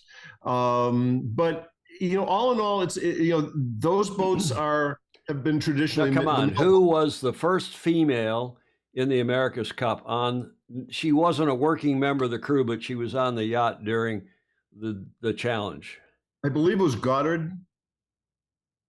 Mrs. Goddard, I believe. Iceland. I think, I mean, we argue about it. Hamish and I argue about it. Mrs. Henn, remember Lieutenant Henn? And they had the menagerie on the boat. And this was in the 80s, or I can't remember now when. It was the monkey. And they had the monkey. And I think she was actually on the boat as well. Didn't do anything on the boat. But who was in the afterguard in the 30s on the J boats? I can look it up and compendium him a second. Okay, he's going to go away. I was going to tell you who it was, but okay, all right. I'm not far. That's okay. You can look it up. Theo Smith is saying the Aussies struggled going from port.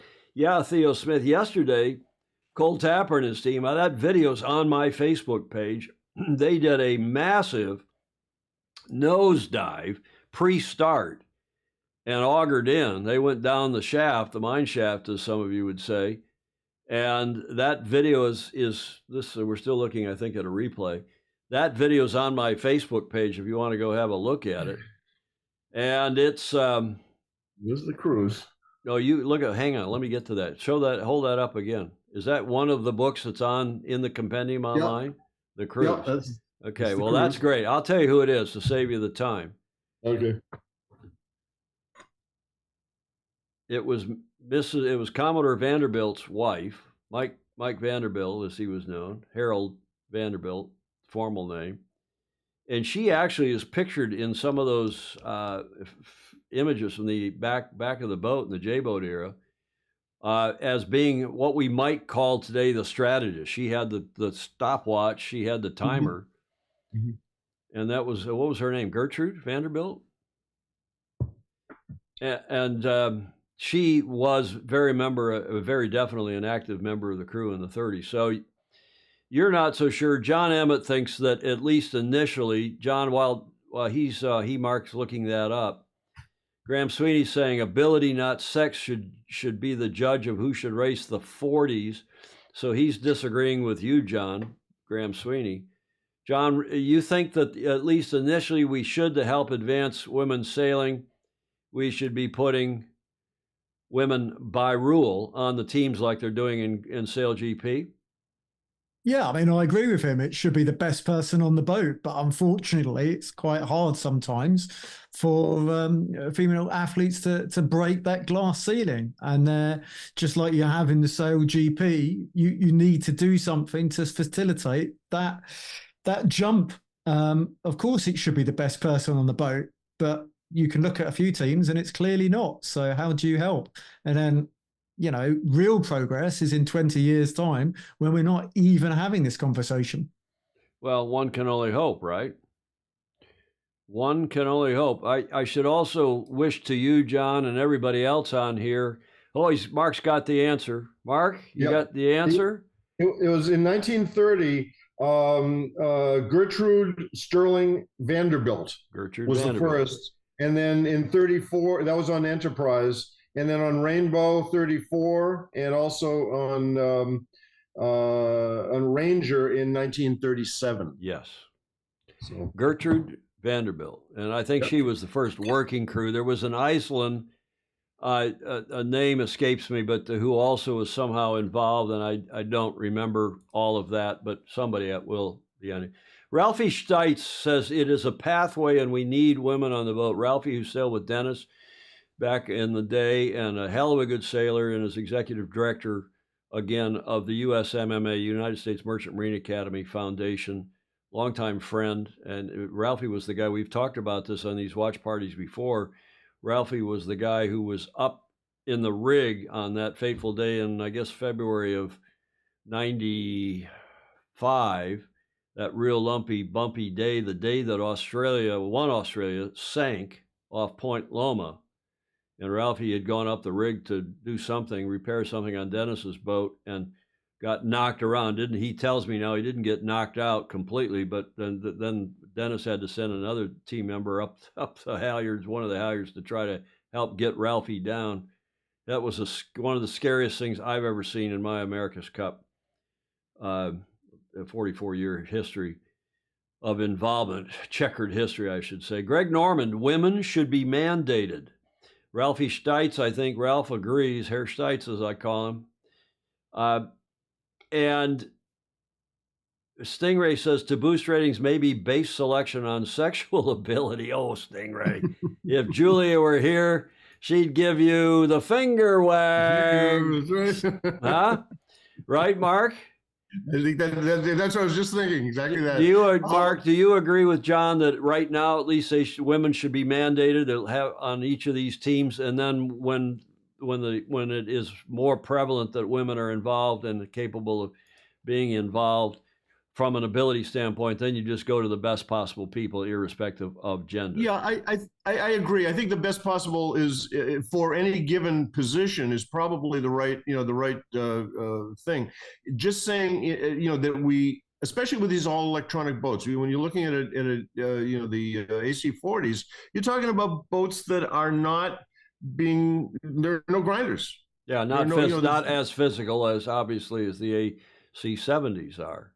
Right. Let me just insert here, J. Frederick Bland, James Bland, Boomer, as we call him, graduate of our Naval Academy and a submariner, not submariner. I've been corrected, it's submariner. It's all electronic except for cyclers, which could be a position of strength. So let's make the entire cruise women and move on. Well, there is a women's America. To be fair, there is a women's America's Cup coming up that is all women. We don't have any men on those teams. So right. To at least there is that aspect from a gender equity or equality. I don't like either of those words, but in the youth specifically, it sounds like most people think, Mark, that there should be a mandated, at least for now, woman on the team. Yeah.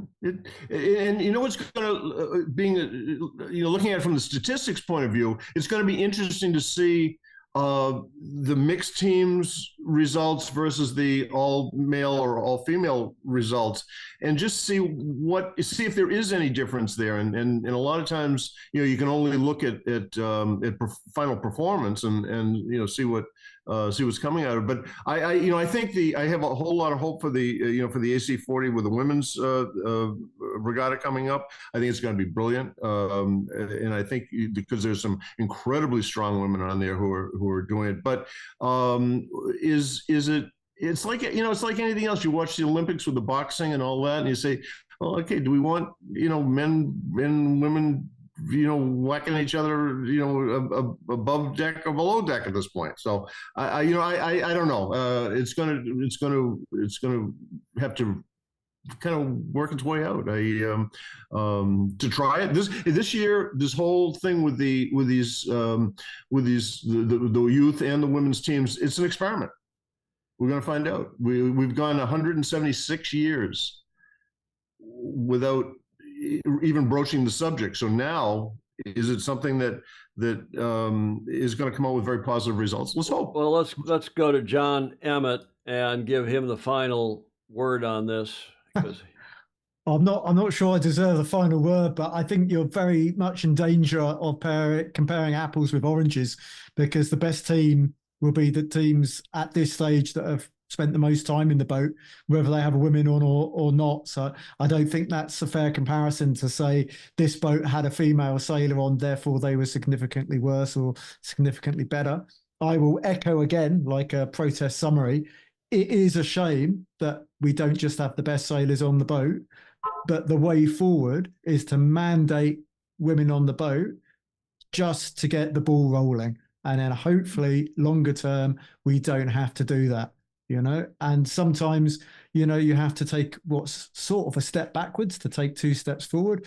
Personally, I hope the weather gods are going to be kind and we're magically going to have 8 knots in 12 minutes, but it's not looking very likely. Is it 12 minutes? Are they going to go off the air at 7:30, which is with 6:48 here? So you're talking about 7 o'clock our time, which would be a 2-hour TV window. Sorry, Tom, I'm just not as funny as I think I am. No, I was just being optimistic. Oh, okay. I think they'll go, looking at the clocks, it's in Barcelona, they've been at it now on TV, showing replays and packages and some live shots of the Swedish or the German kids playing playing cards. Richard Gladwell is updating us now. Thank you, Richard. He's down in Auckland doing another one of his all-nighters. The guy is a real trooper, writing for sail-world.com. It's an hour. It's 01:49, so it's 20 minutes before 2 in the morning for Richard in Auckland. All racing canned for Group A today, standing by for Group B updates. So, John, you may be right. We may only have another 11 minutes or so in this until Ian Murray calls it. And then I do think they have a 2.5-hour TV window, so they might go on showing these packages for another, gosh knows, 40 minutes or so. I just want to update everybody here on our what we said at the top of this show almost 2 hours ago, what we're thinking of doing, Julia and I are, for the next few days. Tuesday, I'm not going to get up and do this again tomorrow morning. It's just on Monday morning. I've got too much to do. So I don't think we'll do a watch party tomorrow morning. Let's see. But, they're still trying to get these two groups wrapped up. I thought today they were going to have the first day of the 3 from the Group A and 3 from Group B, the so-called semifinals. And that's why I really decided that we'd have a watch party, not knowing it was going to be a cleanup session from the remaining races. But nonetheless, thanks to Mark and John and others of you who are commenting, it's been fabulous. So I don't think we'll do a watch party tomorrow morning, but we will do our regular show on Tuesday at 1300. Julia will be down here joining me as usual. Then we will do, for sure, weather permitting, as we don't know, Bobby Steele and others saying the weather could be dicey on Thursday, but they may be wrapping up the youth also on Thursday, maybe earlier in the day. I don't think I'll go on at 0200 to try to cover that, but at 0500 Thursday, we will cover what we hope will be the start of the Louis Vuitton Cup finals. We'll do a watch party for that on Thursday, even though that's the first day of the Stag Cruise. Do that from 5 till 8, and then I'll beat cheeks out of here and get up to Tinsley, get over to St. Francis, and so on. But because of the Stag Cruise, which is going on this weekend, and I'm committed to that, I got to help run that Friday through Sunday, no watch parties, no shows because of the Stag Cruise. Then on Monday, however, I'll be back here Sunday afternoon. And unless that's a reserve day, right now it's a scheduled reserve day, but depending upon the weather, and we're seeing how difficult this is, there could be racing on Monday in the LVC, in the Louis Vuitton Cup, the finals of the Challenger Selection Series, in which case we'll do a watch party. Likewise, if there's racing Tuesday morning, we'll do a watch party at 0500. Now, remember that this final series in the Challenger Selection Series, the Louis LVC Finals, is a first to win 7 races. First to win 7, because it's emulating the match, which is also first to win 7, which is, you all who are math wizards will know, is the first, is the best of 13. And before Mark or anyone else reminds us, it's not 7 wins, it's 7 points. And it is possible, it is always possible, that you can have a jury decision which docks a team of a point, even though they might have 7 wins. They could take one of those wins away, so they'd have to actually have 8 wins to get to 7 points. Or they could add points to somebody if you're crashed into by the other team, and that team should have kept clear and it damages your boat, yada yada. They can award points to the other team, which means you may not have to win 7 races. You might only win 6 because they've awarded you a point. John Emmett, who's watching, I guess, on YouTube, another one of the other available live feeds from Barcelona, saying the last call today probably at 16:30-ish Barcelona time, which is in another 36 or 7 minutes from now. I hope you've all enjoyed going through. We're now in the autumn, the fall here in the U.S. We at 05:43 this morning, so an hour and 10 minutes ago, we officially went into the September equinox, and the days now, which were equal, are getting shorter and shorter here in the Northern Hemisphere. And those of you down under are enjoying your spring equinox, and your days are getting longer and longer. Today at 0543 was the September equinox. Again, if you're just joining us, we are here for the Youth America's Cup. Today's schedule was to be fully 6 races in both groups A and B. We are almost 2 hours of delay since the schedule started at 5 a.m. here in San Francisco, 1400 in Barcelona. So who knows what's going to happen, if anything. Mark Holland, can we get you back on here? Sure. I had a question. I had a question for you and John. Go ahead, please. Have you heard whether the intent is that the women's trophy and the youth trophy are going to be permanent trophies, similar to the America's Cup itself, or are they one-off? Because they do engrave Barcelona on it, which kind of indicates that this is a one-off cup. Yeah, I think it all depends on the deed, not the deed. It all depends on the defender. Remember, we had a Youth America's Cup that Russell Coutts was the big proponent of. He talked several of us into it. I mean, he really wanted to do a Youth America's Cup here in San Francisco, and I and others were arguing, hey, we ought to focus on just trying to win this event and put on a good main event. Mm-hmm. And he said, no, we've got these AC-45s, the catamarans. We ought to use those. We ought to put the kids in it and start to have a pathway. And Russell talked Larry into funding it and talked the rest of us into helping to organize it.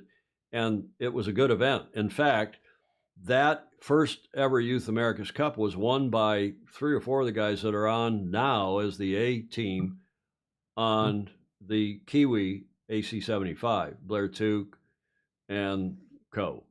So bravo Zulu to Russell. That Youth AC also happened in Bermuda, did it not? I'm pretty sure it also happened in Bermuda. Now, are those trophies still around? I doubt it, but they're not the trophies that Grant Dalton is using because he signed up this Italian financial institution, UniCredit. Right.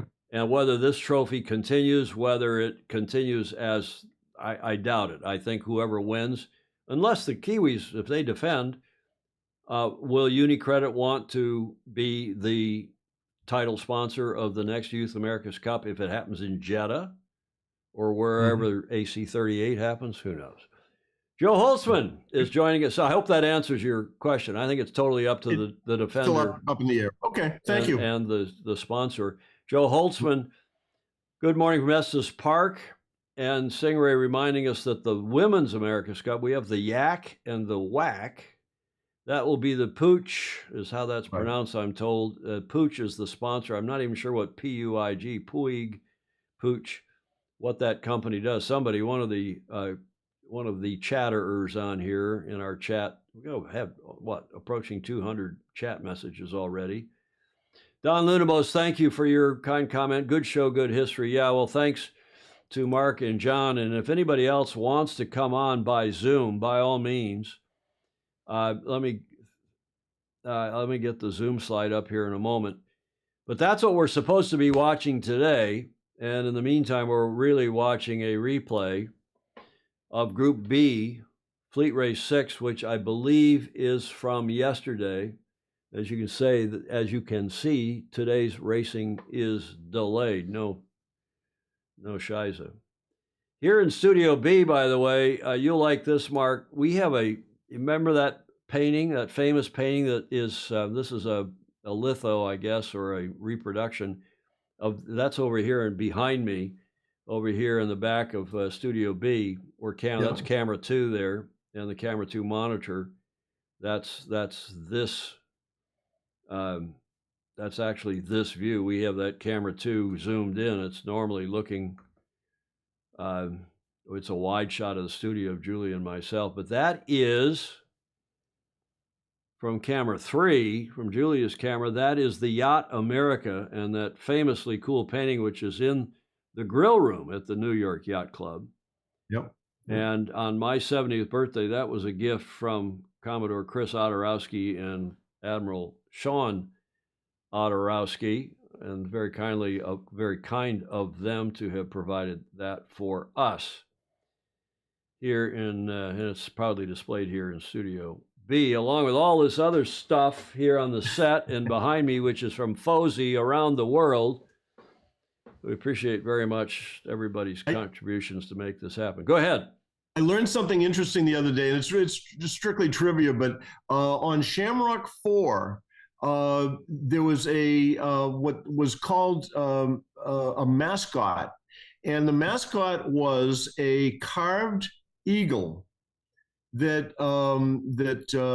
Lipton got, and how we got it, I'm not quite clear on, but it was actually from the Yacht America, the original Yacht America, and so he had it as his good luck charm on Shamrock 4.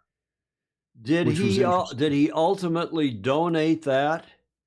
Because the Transom of America, that boat got rehabbed several times, but the Transom America with that eagle on it is hung in that main the reception area, the lobby of 44th Street.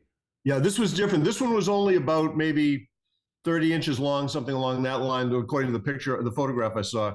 But it was, it had actually come from the original Yacht America, which is interesting.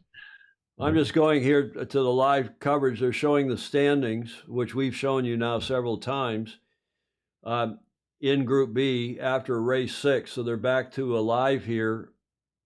And it's 7 a.m. here in San Francisco. So it is 1600. It's 4 p.m. They're in Barcelona a minute after. So I don't know what's going on. I don't know what they're going to do here, but they're still standing by to stand by, and I guess that's what they have to do. Let me see if my Zoom slide is working. Yeah, it is. If you want to join Mark Holland and John Emmett on the Zoom, Julie is there too. She's upstairs watching via Zoom. 267-220-6570 is the meeting ID, and the passcode, as always, both the meeting ID and passcode, as always, 1851. John Emmett, come back to you. What are you thinking, sir? I mean, they literally just said the race management team is hanging in there, hoping for 2 races. So I'm quite happy to hang in there for another half an hour. More racing, the better. But I didn't know what to do on this Wednesday with no evening race. So I went to the pub and had a couple of pints of pheasant plucker. Now I've tried saying that after more than 2 pints. Say that again. You're going to do what? On Wednesday, I was completely lost because all over the summer, we go racing every Monday and Wednesday evening. So I decided I should just go to the pub. So I had this was the subject of your report on Friday's show, right? About the end of, or was it Tuesday's show? No, it was your Friday report on the Coaching Corner, and how the good sailors figure out a way to keep racing all through the winter. Yeah, so today they were literally craning boats out the water. So hopefully I've got a bit of reasonable footage in the background. I didn't want to get yelled at by an important man with an orange coat. But yeah, it's funny because, it seems really warm. And October, the water's probably at its warmest and the air temperature is similar to May. Who's the important man? I'm sorry, I missed that. The important man with an orange coat. Who's that? Well, any man with a high-vis jacket must be very important, Tom. Okay. Well, just a little update here. Alex Hayworth, who is a famously well-connected, he's a Brit, and he's a big supporter of Ineos Britannia, but he's also skeptical about their ability to win. But he's telling us that race management is still plugging 2 races before the cutoff for Group B only, which several others of you, I think Richard Gladwell told us that earlier. So that still seems to be, as you just said now, John, still seems to be what the intention is in the remaining, tell me what, half an hour or even hour here.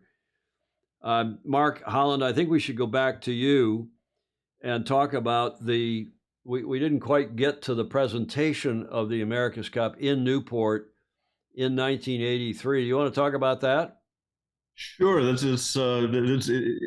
was quite a day, as you say. It was a beautiful, brilliantly clear day, and there was a everybody actually was had gotten over, I think, the initial shock of the fact that the cup was going to have to be moved, but they made the presentation. One of the comments that had been made by the designer of the Australian boat was that because it had been such a thorn in his side, he wanted to take a steamroller and roll over the America's Cup and make it what he called the America's Plate.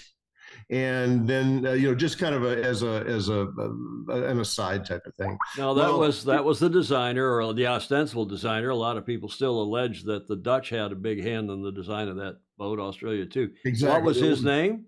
His name was Ben Lexen, Lexen, Lexcen. And what was his original name? Because he changed. The guy was a weird dude, but he was funny. He was fun. We had a lot of fun. His original name was. And I'm so horrible with names. At 73, Bob. Well, come on, I'm almost your age. Bob Miller. Miller, right? And he was part of a design team, and he, I guess, didn't get along with his partner, and he was looking for a way out. So he not only left the partnership, but he left his name behind, which is kind of interesting. Yeah, but Fritz Mueller's got it. Now let's see if Fritz Mueller knows how he changed his name. I mean, you've got the motivation apparently for why he changed. He was trying to get out of his partnership, but the name was changed to Ben Lexen. And where did Ben and Lexen come from? That I don't know. Let's see. I'm going to see if Fritz Mueller or one of the other chatters, people in the group chat, know that the answer to that. Graham Sweeney. No surprise that Graham, who is so well read, Ben was his dog's name, and Lexen was the most unpopular name in the Reader's Digest. Oh well, but the funny thing is that to commemorate it, this whole comment that he made about the America's Plate, the New York Yacht Club found a hubcap from a Plymouth car, 1973, I think it was Plymouth. Yep. And hubcap. And they backed over it a number of times with from what I heard, with a Newport police cruiser. Backed over it a couple of times, flattened it out, and presented it to him. But it still had the word Plymouth on it.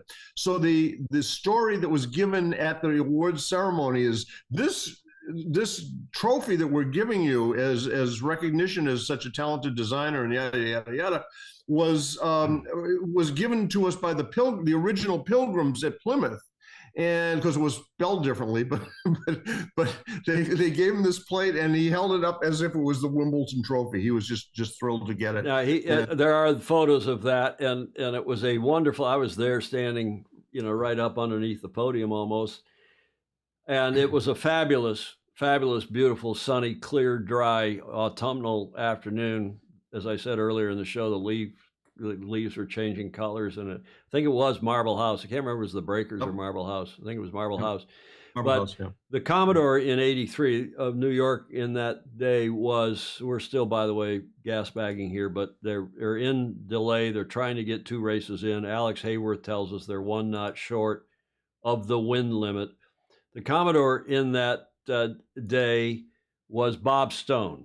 And Bob was a great big guy. He was also chairman of the Harvard Foundation, whatever the group was that raised the huge endowment. And they were the first ever group to raise $1 billion. And of course, a lot of unis, Stanford and so on, have done north of that now. In fact, he raised he was chair of the group, and he just called people like the Aga Khan and others that he knew from the sailing and business world. And he was a tower of power. He was a huge influence on my young life. He was very kind to me and very just really a great Commodore. In fact, he is the one who saved the Cup from being called off. And I'll tell you a little story that's probably not in the compendium, although it's been written about in a couple of the books. It may be in Levitt, and in Barbara Lloyd's and Michael Levitt's book. I was executive director of USYRU in the early 80s. I had an office on the southeast corner of the Goat Island Marina building. The New York Yacht Club's boats were tied up. The Straw Hat guys, which was the so-called America's Cup Committee, had a big gin palace, one of the members' boats, and tied up just behind my office. And they used to meet on that boat. And of course, as the keel controversy grew and grew and grew, the media were they figured out where they were. They'd come over to Goat Island, go out on the dock or wherever the boat was, and they were afraid they were going to be overheard by the media. So Harry Anderson, the late great Commodore, who technically in those days worked for me, he was on the USYRU staff. Not that I ever told him what to do. He gave me more advice than just about anybody else when I showed up there as a young 25 or 24-year-old in 1979. And Harry came to me and said, hey, he was on the Straw Hat Brigade. He was on the America's Cup Committee. And he said, we need an office up here. It needs to be secure. It needs to be large enough because we can't meet anymore and talk confidentially on our America's Cup boat. So they came up and commandeered, in effect, my office. Bob Stone, very gracious. Yes, thank you, Tom. I had a couch and I had some seating in there because we used to we didn't have a conference room. That was kind of where we conducted staff meetings for our small staff of 20, 22 people. We'd all jam them into my office if necessary. And so the Cup Committee started meeting in my office. They'd come up without even any warning. You didn't have cell phones in those days. And I maybe would get a call from Lois Musel, who was their secretary. And, hey, Tom, they're coming up. They're coming. I can see they're coming up the boat. So my secretary and I would clear out, the people. They'd go in, sat down in my office. And I was not in there. But I was, because of that, and because Harry was on staff, the late great Harry Anderson on the USYRU staff, and I was reasonably close to Bob Stone in those days, and Dyer Jones, who's the race committee chairman. Dyer was not in those meetings. But Jim Michael was also part of that. He was the token West Coast member of the America's Cup Committee, the Straw Hat Brigade. And I knew him here from St. Francis Yacht Club and from NARU and USYRU. And long story short, that committee met in my office and were within one vote. They were taking a poll. They hadn't gotten to a formal vote, or so I'm told by three of them on that committee, they're all gone by now, that they were about to vote to cancel the America's Cup because of the whole Australia 2 keel controversy. Mm-hmm. And the late, great Bob Stone, then Commodore of New York Yacht Club, who I also don't think was a member of the committee, I think he was there ex officio, said, gentlemen, we are not going to cancel this cup, not while I'm Commodore. And if we do, it'll be over. He didn't say over my dead body. I don't know. I wasn't in the room. But he said, we're not going to do that. It will be the worst thing that we could possibly do. And it will be a blot on New York Yacht Club's. I don't know what he said. I'm just paraphrasing what I imagine he said, but we're not going to do it on my watch. That much I did understand he said. So he stopped the committee, and I understand they were going to vote, 6-3 or 7. I don't know what the vote would have been, but there were more than enough votes. They were so upset. Well, another guy on that committee was the president, or soon to be he was president of USYRU, my ostensible boss, or maybe past president, Dick Latham from Chicago. So I was pretty close to several of the members of this committee, which is why they were quite comfortable to come up and commandeer my office. They almost called the cup off, and it was Bob Stone, Commodore Stone, who said, no, we're not going to do that. We're going to go through with this. Somehow we'll figure out how to win it. And if we don't, we will be gracious and good sports, which they were at that trophy presentation at Marble House, conducted by Commodore Stone, when they handed over the whole hubcap, the crushed hubcap, that was fabulous, and they handed them the bolt, and then they handed the Commodore of the Royal Perth Yacht Club, handed them the trophy, and then of course Bondi had it, and John Bertrand had it, and it was a fabulous. Because none of us knew what to expect. You just don't quite know what to expect. It had never happened before. and it had never happened before. Yeah, yeah. There was the interesting when and it could have been the other gentleman you mentioned, but when Alan Bond picked up the trophy by its collar, its narrowest point, and picked it up and held it up, he actually left the 1958 base, the second plinth down below, and it's kind of, I think everybody's kind of a little bit surprised that the whole thing isn't attached. But there's something that you probably are aware of, Tom, and is that before the transfer, a couple of individuals from the yacht club put distinctive marks on the cup because there was never a question before about its authenticity ever, because it had been locked up in at 44th Mark, Street. excuse me, we'll come back to that and we're going to finish that story, but I've got breaking update here. Richard Gladwell from Auckland. Here we are, a watch party of global enthusiasts being updated by Richard Gladwell in Auckland about an event going on in Barcelona. Richard says the update from the race committee: racing abandoned for today and postponed to tomorrow. Scheduled for tomorrow, Monday, the 23rd of September. Group B, which is the invited teams. Race 7, scheduled start is 14:10. Intention is 2 races for Group B, followed by 4 races for Group A, which are the America's Cup team representatives. So that's the latest. They have called it off today in Barcelona at 4:15. No prospect, as Bobby Steele and others have been telling us, for real good wind. They're under the 7.5 knot minimum, and they're going to push, in effect, according to Richard Gladwell, whom I believe completely, they're going to push that schedule because he's getting the texts right from the media center.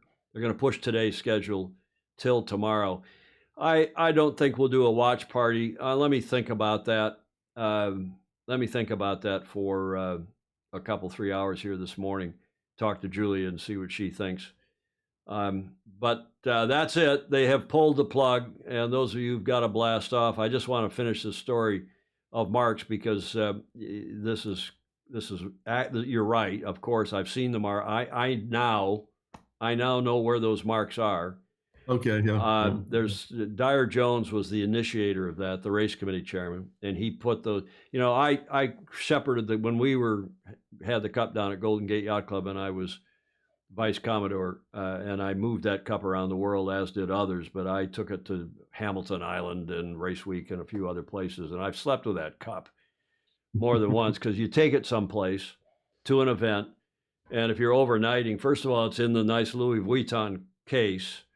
You can't let it out of your sight. You cannot put it in the hold of the airplane because you don't know if you get to wherever you're going, if it's going to still be in the hold or if it ever got in the hold in the first place. Again, it's like transporting the Mona Lisa. It's just unimaginably rare. So you put it in the airplane seat with you. In fact, one time from Sydney to Hamilton Island, the Louis Vuitton case would not fit in the front of the whatever small airplane we were in. It wouldn't even fit between the bulkhead on the floor. They were going to let us put it on the bulkhead and keep that row empty and put it in with a seat belt. We had extra straps and so on.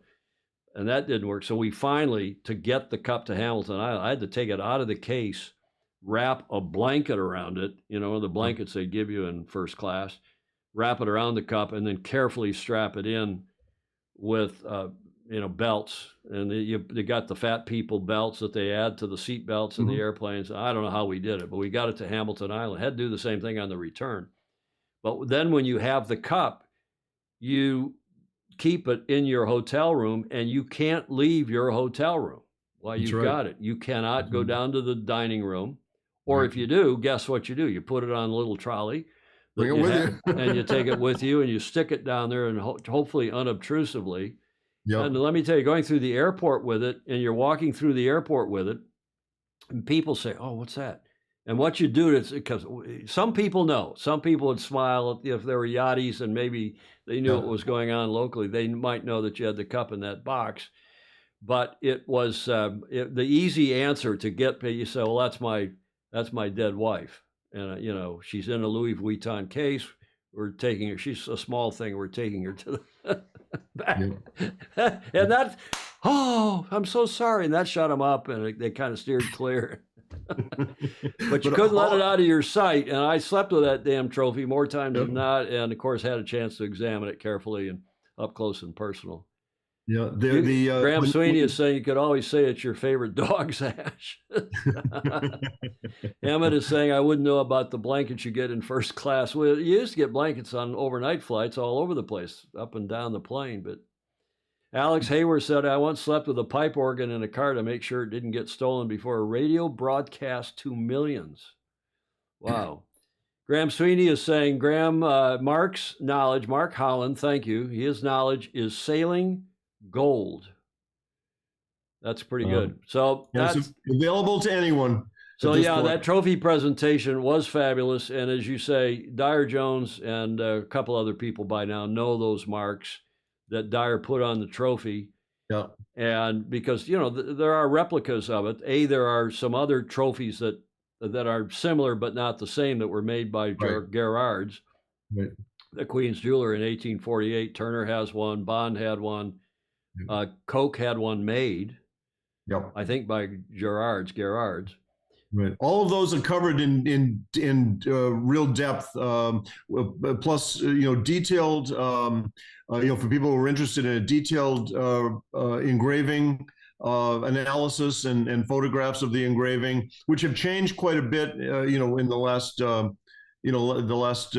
few years while it's been in New Zealand's hands. But all that stuff is, has been documented. All the cases, all the Louis Vuitton cases, there are measured drawings and what have you on in the book. So it's fun stuff. Yeah, there's a new LVK. Give us the URL to the compendium one more time, please. Thank you. It's www.americascupcompendium, compendium.com. And it'll take you to the website, and then you can click on that and you can go right to issue and where you can actually read them. Yeah, Stingray put that URL up earlier in the chat. Yes, and I as Julia likes to say, Mark, she says it, late in our regular shows, she normally says, go back and read the comment, because she's monitoring the comments over her desk through all of our shows on Tuesdays and Fridays. And the comments, I don't know if you've been following them, Mark, but they're fabulous. And we always, Morris Stevens, what wonderful stories of the Cup and the people who've been part of its glorious history. And thank you to you for putting, I mean, you have emailed me about the compendium, and this is the first time you and I have had a chance to talk about it. Fabulous stuff. A labor of love that you have done since you retired from the Federal Emergency Management Agency, our FEMA here in the U.S., where you were an architect and living now in northern Why are you in Massachusetts?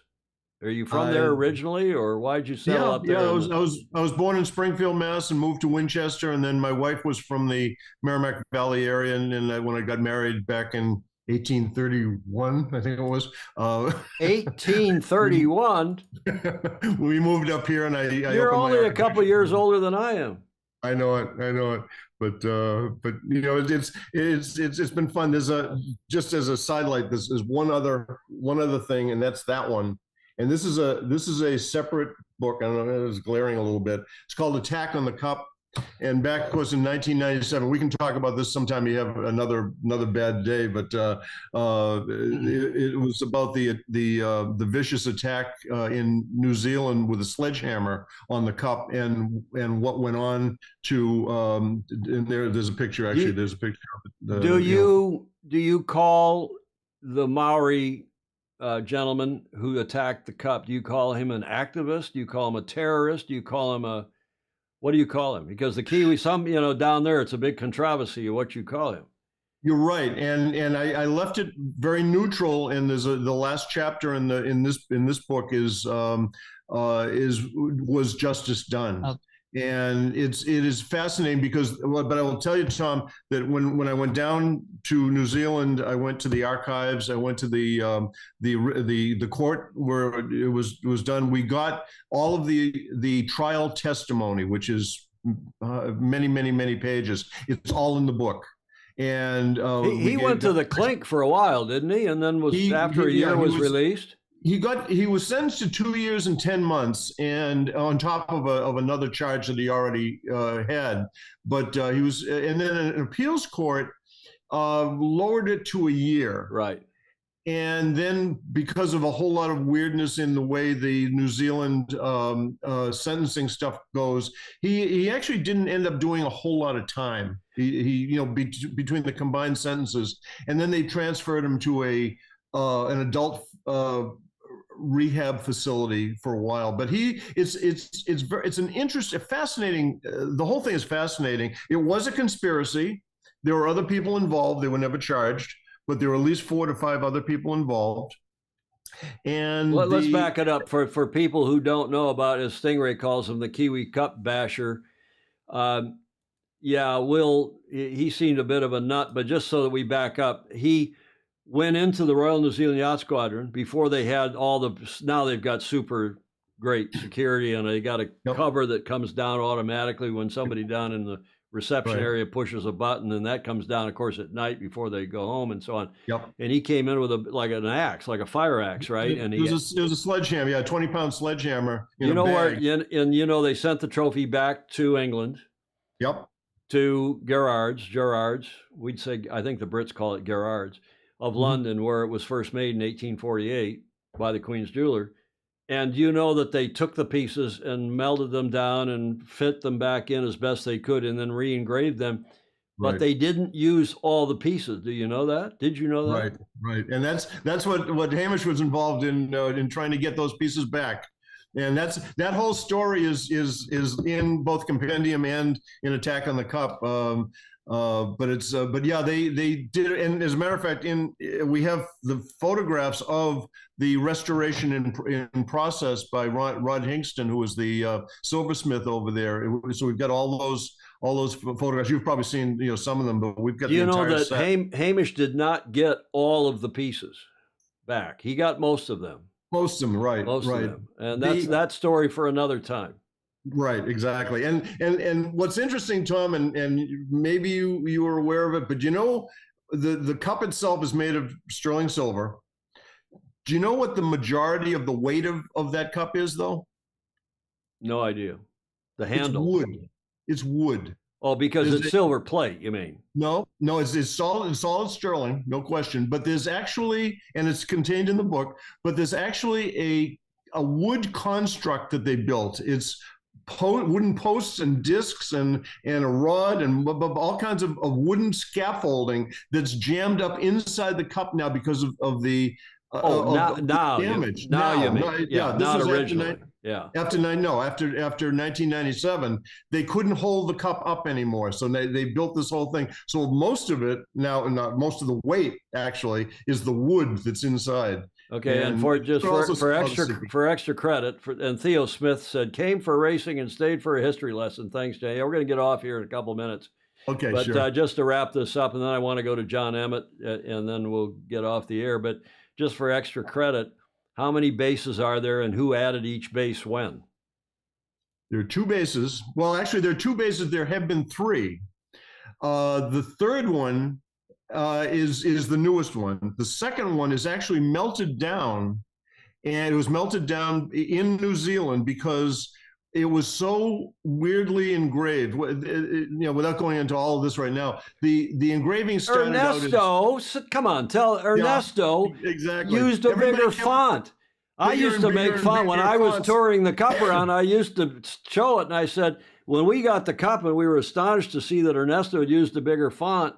So what we did was we turned that base around so that it was in the back. And we had the Golden Gate stuff on the front, but we used the original font size, not the big font. Right. And we go through that in incredible detail, Tom. But what you'll see is that now the original base was the first base was 1958. Correct. That was from the New York Yacht Club, and that's all engraved in just about this, all the same size. It's all in about 8-point. And then below that is the current one, which was built in 2019. And that now has been re-engraved. All the engraving was scrubbed off that that base was done before that. But go ahead.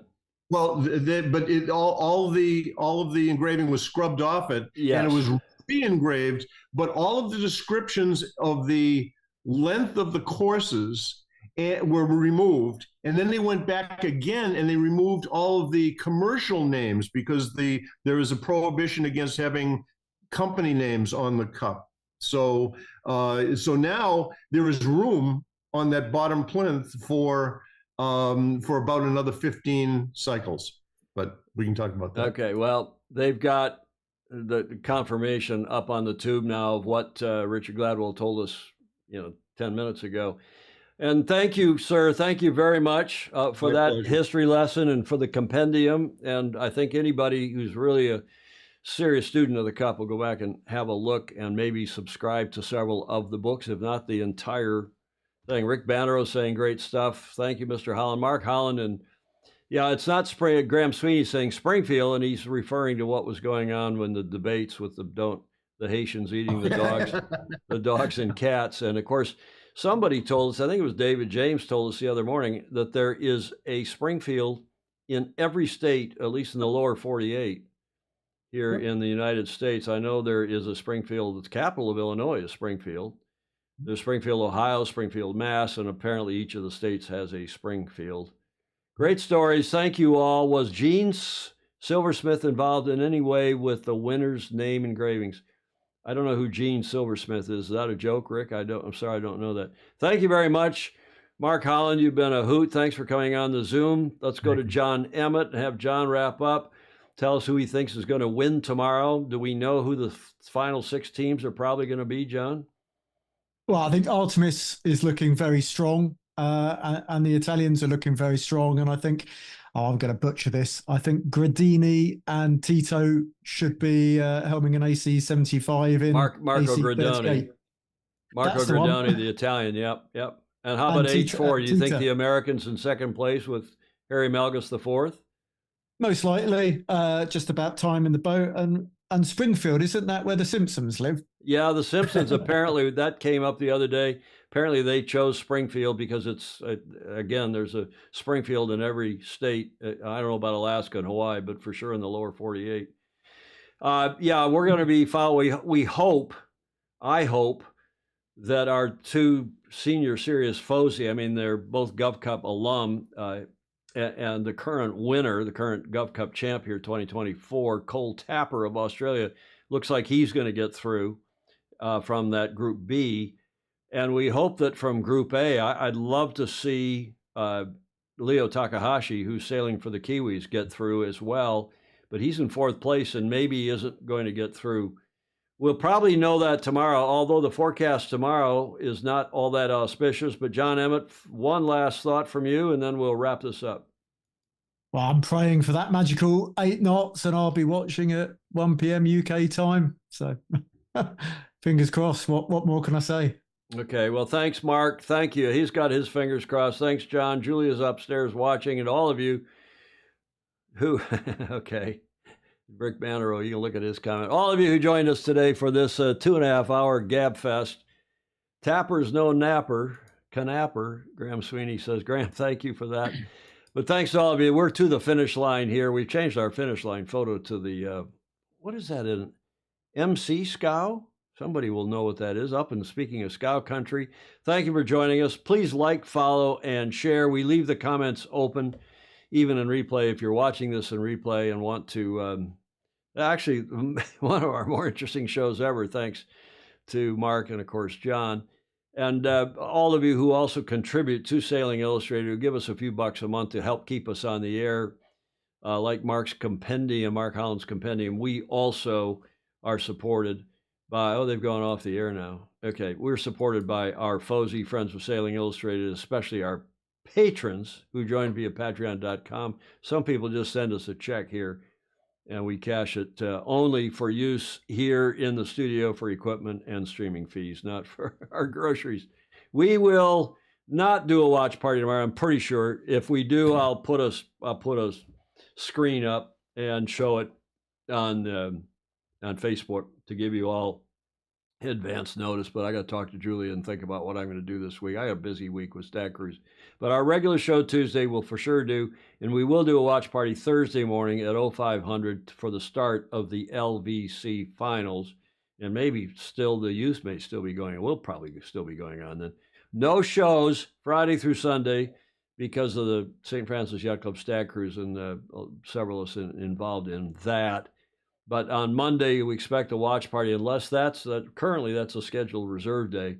So we may or may not be doing a watch party that day for the LBC finals, but it looks like the LBC finals will continue at least until Tuesday, since it's first to win seven races. Watch party again on Tuesday morning. Mary Jude Szymanski, Bob Steele, thanks to all of you, Joe Holtzman, everybody watching. Have a very good rest of your weekend wherever in the world you are. Have a great Sunday or Monday if you're down under, and go sailing. Sail fast, sail safe, and have fun. Ciao for now.